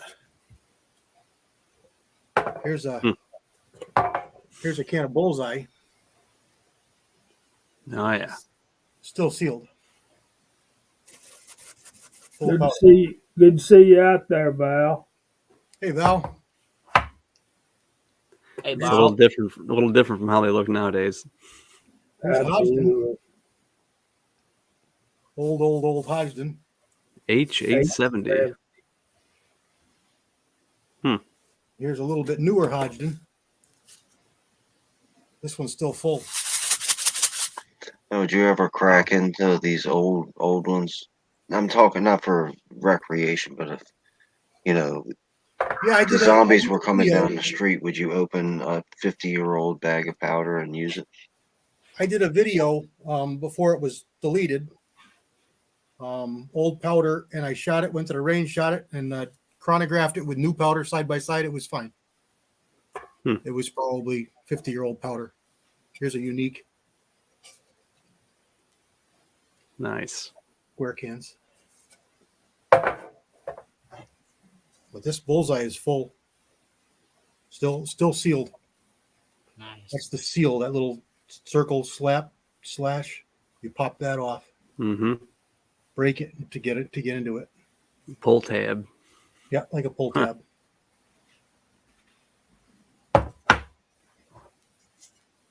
I pulled one down and they all came down, so I brought them all up. I had them in the rafters for my nostalgia. Idaho, calm down, buddy. It's going to be okay.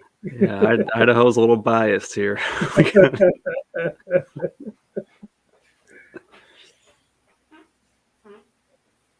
All right, how many? This is all Hercules, not DuPont. Yeah. Okay. See? Hercules. Not DuPont. This predates that.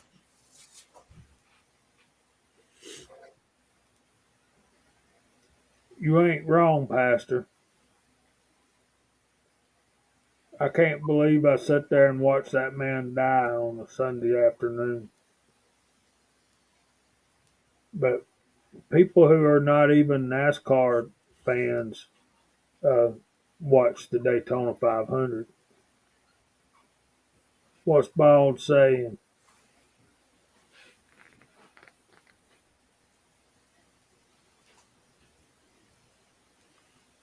Wow. Yeah. I don't doubt that for a second. There's been many cans opened with magazines for 1911s that are still loaded. Stick them in a gun, shoot them fine. Magazine's fine, ammo's fine, everything's fine. It's nuts. Yep.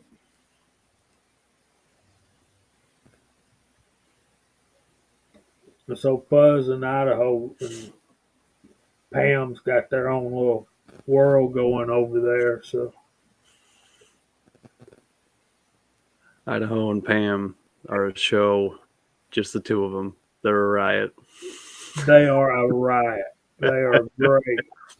So I understand, Pam. That's I was a Jeff Gordon fan back after Senior passed away. Not Jeff Gordon.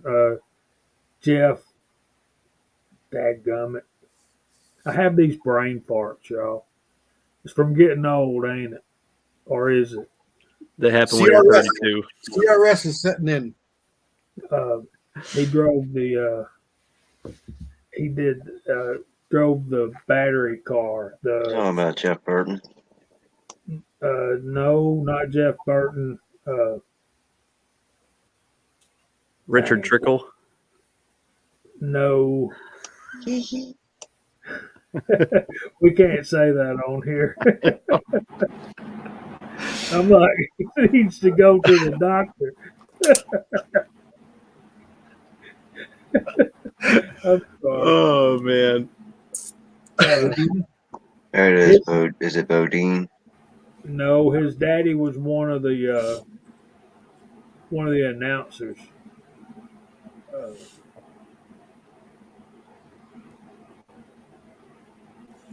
Don't know. 99 car.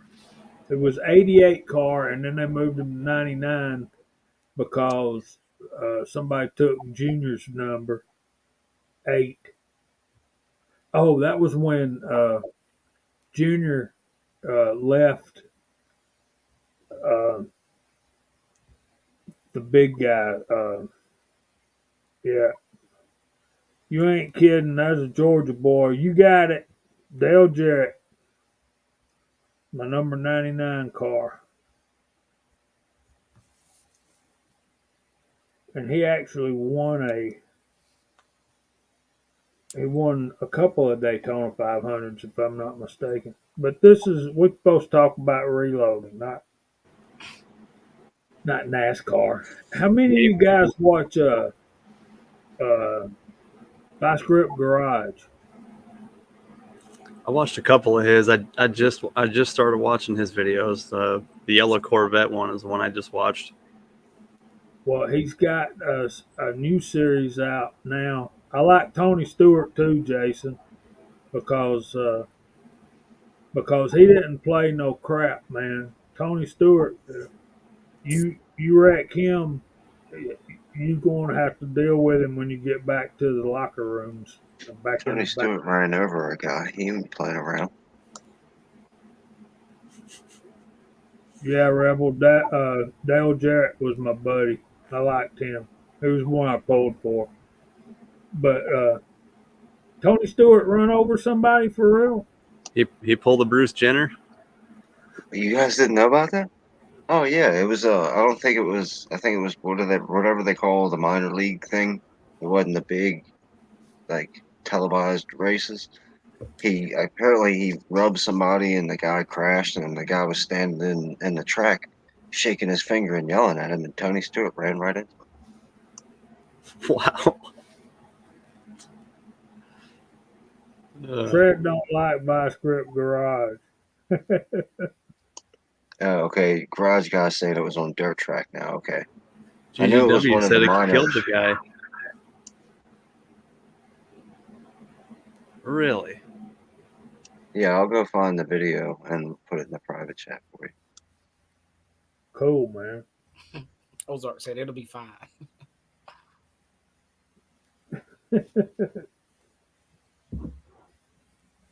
So, Rebel knows Dale Jarrett. Cool, man.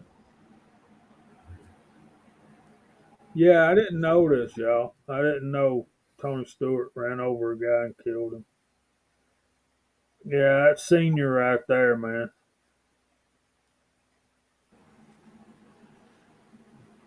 Tony Stewart changed his name to Caitlyn Jenner after he did that, or is that just the one that did that? Tony Stewart would. Never mind. He don't. No, he wouldn't put up I with know. crap like Bruce, isn't that what Bruce Jenner did? He got hit somebody with his car, then yeah, I don't know whatever happened with that. Garage guy says it's close to 10 years ago.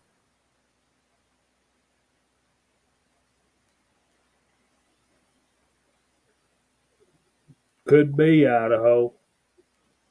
And put that up there. I don't know. Well, he said if you run out onto a track, you're kind of asking for it. He's not wrong. Well, Yeah, he was standing there like screaming at him as he was driving by. And Tony didn't drive up and just run over the guy. It was the dude standing in the middle of the track, and there's still a lot of cars going around. It's amazing nobody else hit it. It just happened to be the guy he was yelling at ended up clipping it. yeah, Junior Johnson said that's why he retired from NASCAR. Because uh,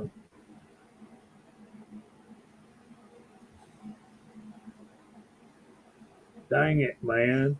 Y'all just full of information, ain't you? If you got a question you need to answer, just come on here and ask the side chat. They'll know. They do, man.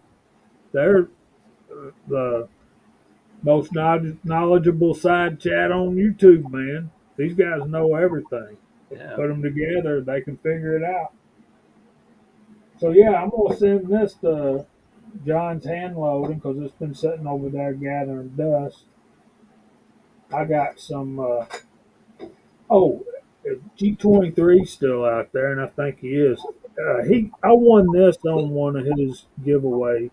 It's a gun cleaning kit, and it's. I need to do a video about this, and I've got this old 16 gauge shotgun that I cleaned up a little bit, but I didn't clean out the bores. So um, I was thinking about comparing the solvent in this to some Edge Red, and I figured out how I was going to do that. I got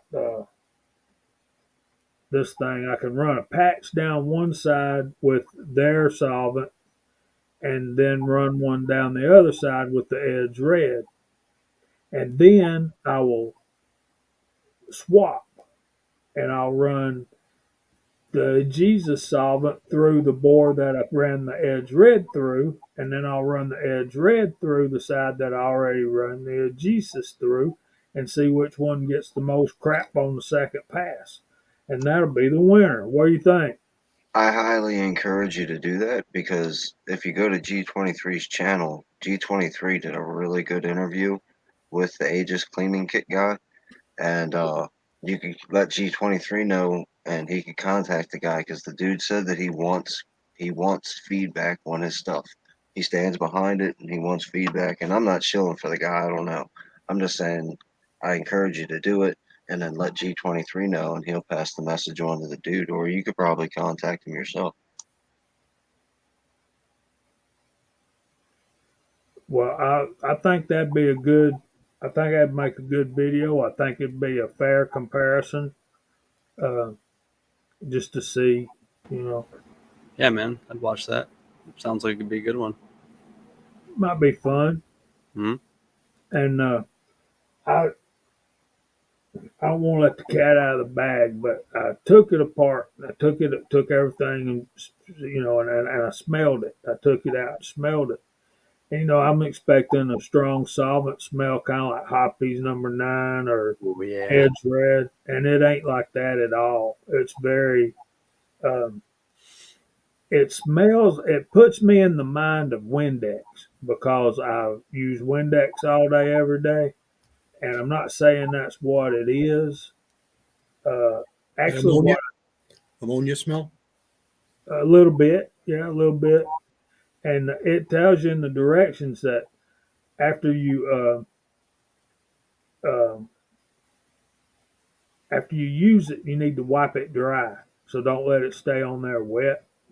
So I'm thinking it's got some water in it. A Jesus. Let me show you. It's Aegis. Aegis. Yeah.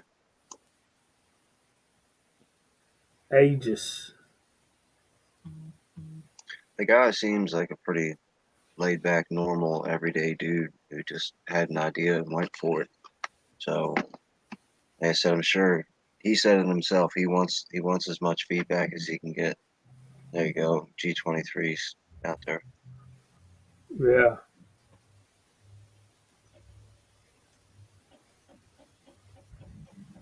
Yeah, I'll see what I can do tomorrow. Pam says Hoppy's number 9 is the second best smell, next to under a horse's mane. All right. Mane or his tail? Look at Mike Hester, the rebel, rubbing elbows with Southern royalty is what I'm talking about.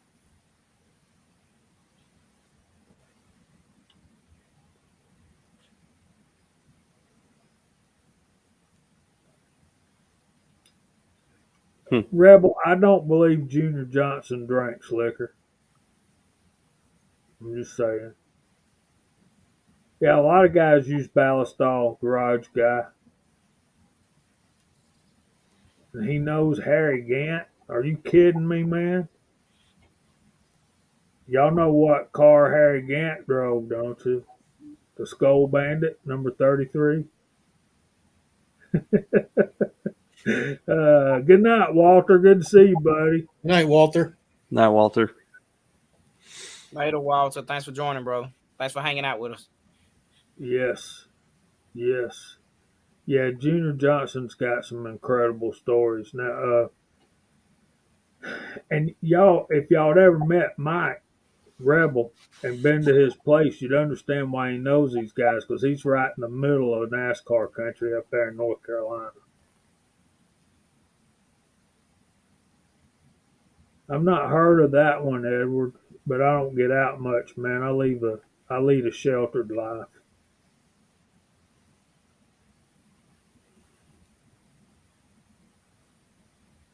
I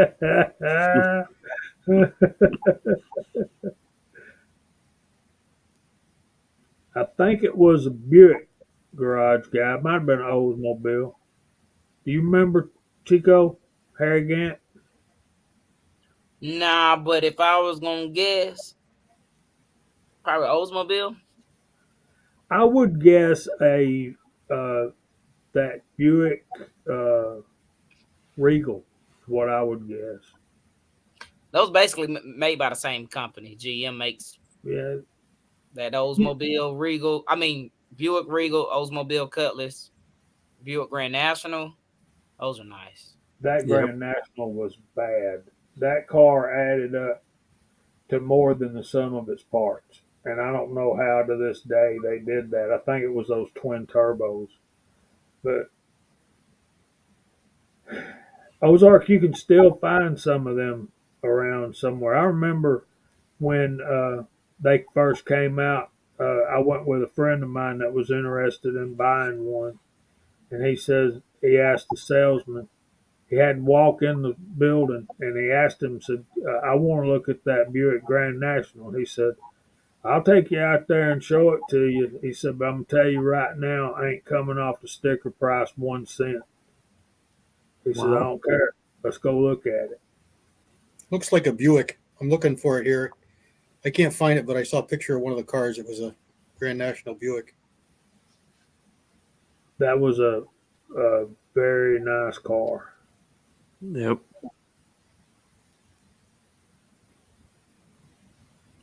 Yeah, you ain't kidding, Mark. Those were bad rides. A lot of guys, Pam's from Charlotte originally, and Mike's about, what, 35 miles from Charlotte, 40 miles from Charlotte. And yes, Bald and Curious, there's a lot of guys driving Toyota and NASCAR now.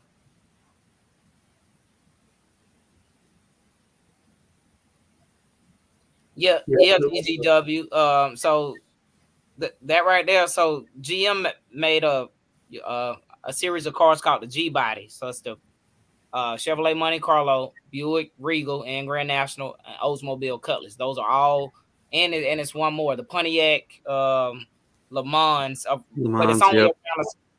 around a certain year, from like 83 to 88. I own a 1986 Monte Carlo Super Sport, so it's the same body style. There you go, Kingpin, the G Body Shuffle. If you just look, yeah, so very popular cars. But the Oldsmobile Hearst ones was like neck and neck with the G Body. I mean, with the Grand National. So yeah, man, those are a pleasure to ride in, especially if And they got some torque. Georgia boy ain't wrong either. They were typical junk for GM at that time. Had a lot of issues, yeah. What Ozarks they drove an S10 with that twin turbo? Was that the GMC Cyclone? Yep. Or the Typhoon. And they made the Typhoon, and it was I think that was the Blazer, wasn't it? Blazer, and then the S10. Yeah, those things for when they came out, they would go. Yeah. Ball, no. Well, you know what, Ball? You are, because you are a because of the work you do. I agree with that. Ram is a workhorse, but you got to think, man. I see Dodges every day, and they go back to the dealer. So sorry for you Dodge owners. 2021 Dodge Chargers are going back to the dealer if they're under warranty. Sorry. Look at the bright side. When you buy a Ram truck, every 6 months it gets lighter and lighter because of all the paint that peels off of it. Whoa. Shots fired. Okay, typically there's two questions guys ask a mechanic like Chico, and they'll say, what truck do you recommend for me to buy? And they'll say Chevrolet, because they keep food on the table. And then you turn around and you have to ask them, what kind of truck do you have? I own a Chevrolet Silverado. Yeah. If you were going to buy one right now, brand new, what kind would it be? Probably Chevrolet Silverado, because I got two engines sitting in the garage. So right. Yeah. So your Monte Carlo Super Sport, what engine does it have in it? It's been gutted. So originally it had a 305, what they call the HO, high output. For 1986, that was nothing. But it's been gutted. So I got to find someone to do some. They got to cut out some cancer. So it's got some rust in it. I refuse to put a $3,000 motor in the engine, and when that torque hits the wheels, it'll make that rust rip through the rear of the trunk. So, but I do have if any of y'all familiar with so y'all know I work for local government, right? So our police used to drive these Chevrolet Caprices, and I'm talking about a 2014 to about 2016. And the Caprice had died off in the 90s, just like the big Impalas. So the 2012 to 2014, I've got one of those engines. It's a 6-liter LS motor, and it's all aluminum block, and it has some torque to it. I've got one of those that I want to put in it. So that's what, a 400 cubic inch? 6.0? No, it ain't. Is it somewhere around there?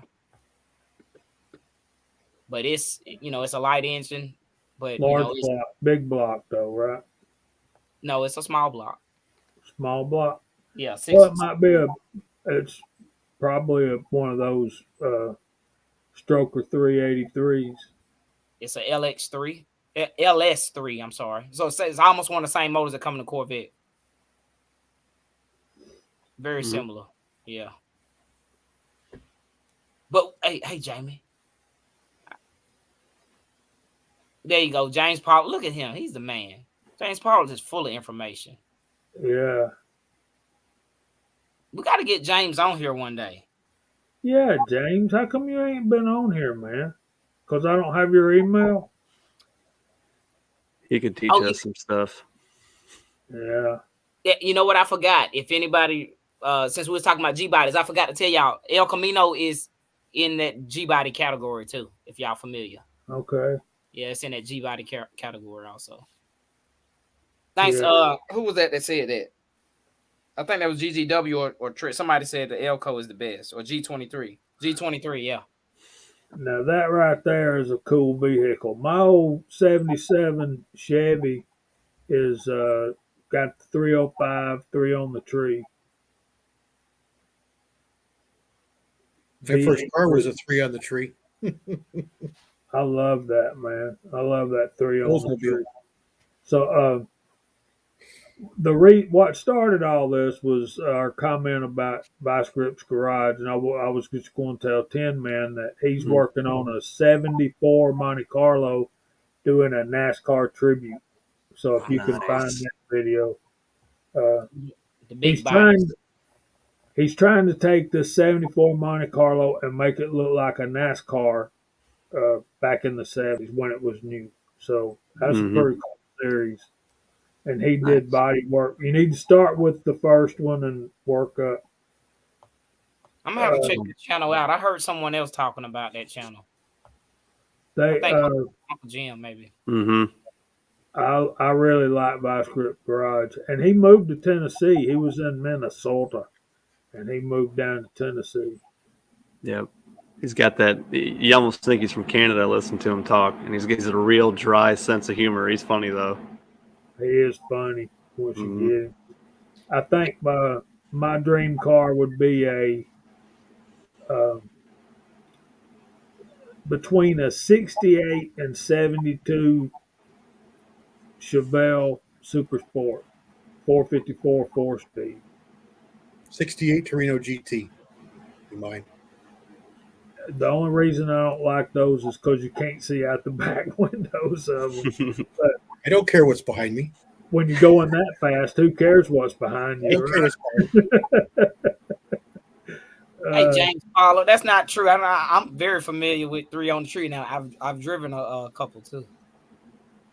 And I watch these old car videos, and it might have been one of Vice Grip Garage, but I don't think it was. That's a nice car, Fuzz, 65 Bet. And now, if I was going Corvette, I would have to have a '63 split window because that's iconic. Yeah, money's no object. You're going to dream big. So, yeah, I've talking about cars. We have bored poor Kingpin to death, but he's been jumping in, and he's got that video for us over on the private chat. So, should any of you guys want to see that? Should I put that link in the side chat? Yeah, go ahead, shoot forward. Well, apparently I'm the only one that didn't know about it. So I'm not sure I should or not. I didn't know about it either.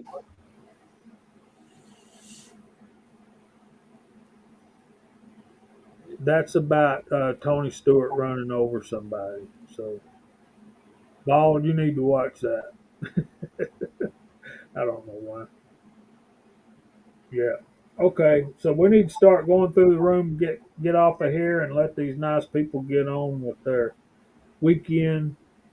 Y'all remember to pray for Willie and Eagle Eye and Tin Man and his family. It seems like we've all been touched by this. If we're not had it personally, we know somebody that has, and we know somebody that's had a really tough time. And Willie's having a really, really tough time right now. Yeah, don't worry about me. Send him over to Willie, man. He needs a lot more than I do. Appreciate it, though. Well, while we're praying, we'll throw a blanket over you too, buddy. Sounds good. I'd just like to say real quick that my YouTube channel has been deleted, and I'm only over on Rumble right now for my videos under CW Longshot. Same. Yep. And I'll go through first. I was gonna say, yeah, I put a video up that CW's channel was deleted, and y'all can still check it out. Appreciate that. Yeah, I did see it. It's only like I don't know, it might be 30 to 50 seconds long. So But we appreciate all y'all coming for Georgia Shooting Connection live stream. We appreciate all y'all hanging. Last I checked, it was 44 out of 44 of y'all. 39. It's dropping fast. Ooh, y'all must be hungry. But we appreciate it. I don't have much coming up. It's gonna, like Jamie said, it's gonna be cold tomorrow here. So, but if you get a chance, I know if you can take somebody shooting or get someone new in the shooting, you know, kind of do that. And like I said, like Jamie was saying, you make sure you pray for Willie, Eagle Eye, and regardless if he said he don't, Tin Man also, because everyone needs prayers. And so we appreciate all y'all hanging with us. And Good night, Marvin. I'll make it easy. Tin Man, what you got coming up, brother? Not a whole lot of nothing. I still got a box sitting on my table from CW. He sent me some 10 mic or 40 caliber bullets to play with. I have to do an unboxing video on that. And then other than that, just keeping looking for Springfield 1911 and 10 millimeter. Keep my eyes peeled. I'm not having any good luck. Are you looking for brass or ammo? I'm looking for the gun. Oh, okay. My bad. Yeah, no, you're good. Looking for the Springfield 1911. I can't find them. They're pretty tough. They got them on Gunbroker for about $500 over asking price, but I ain't touching that. Other than that, I ain't got a whole lot going on. I might load some 308.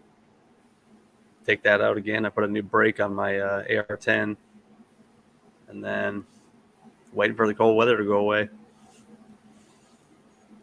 Let's hope it goes soon. Yeah. That is a North Carolina girl right there, I'm telling you. What's the price of that gun? The asking price of the gun. I think MSRP is about $900. Man, I'll find you one, man. You don't know who you talking to? No, dude, they're nowhere. They Springfield's in Geneseo, Illinois. I called the factory, and they're like, "We don't know when we're going to have them, man." So Somebody's got to have one. If anybody finds one in the local shop around them, Springfield Ronin 10 millimeter 1911, get a hold of me, and I'll call the shop and I'll get it right now. But local shops around here have had them on order for about 6 months. I made some movement in my 6 millimeter project. A couple things. I sanded down the stock and I got it painted. I put a camouflage paint job on it. Now, if I like it or not, we'll see. I got time. And I also ordered my barrel today. So that's in the works. I missed the post office tonight, so it's got to go out on Monday. My receiver gets mailed out, and I should have it back in 8 to 10. So that'll be fun. Good deal. Kingpin, what you working on, buddy?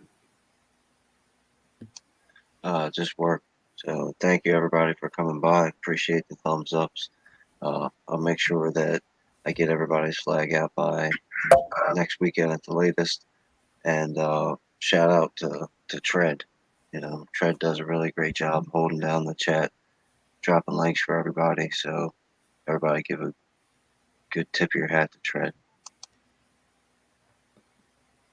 Absolutely. Tread's a staple over here. He might not be from Georgia, but he's so close it'll scare you to death.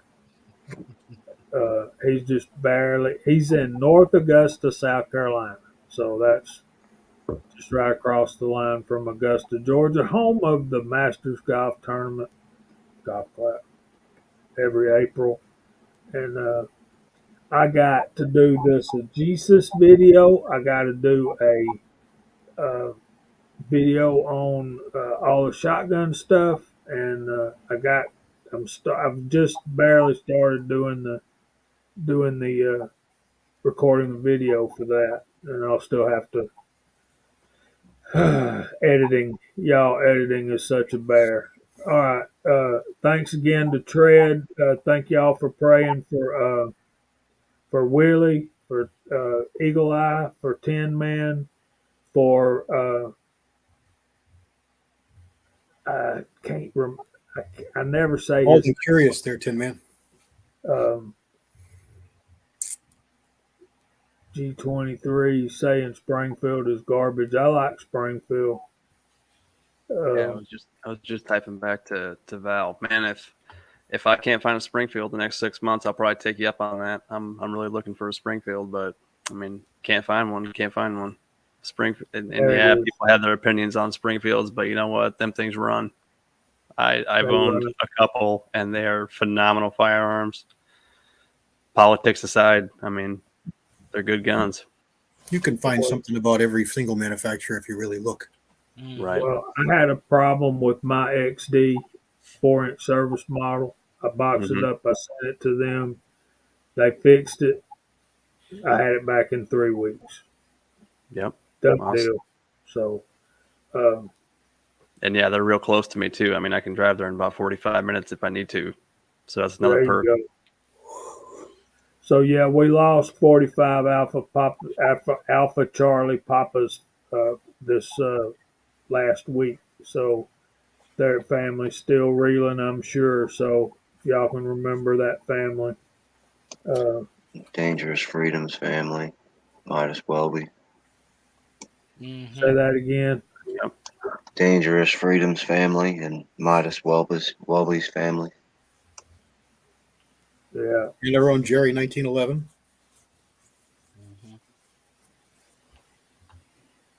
I do, Bald. I do have your info. So I'll keep that in mind. Thank you. look at that, man. You need to do that. Kimbers are excellent. I agree. Yeah. Ozark says Kimbers are beautiful. Anyway, we're gonna keep this thing going for another 30 minutes. We don't get off here. Guys, I'm gonna work on these 2 videos. I hope to have them both ready by next weekend. I want to thank the panel. You guys are awesome. You guys in the side chat, y'all rock it. Y'all amaze us every week. I'll check on Kyle tomorrow, and remember, pray for Willie. We hope the Lord blesses you all real good, and if He's willing, we'll see y'all back again next Friday night at 8 o'clock. Say good night, y'all. Good night, everybody.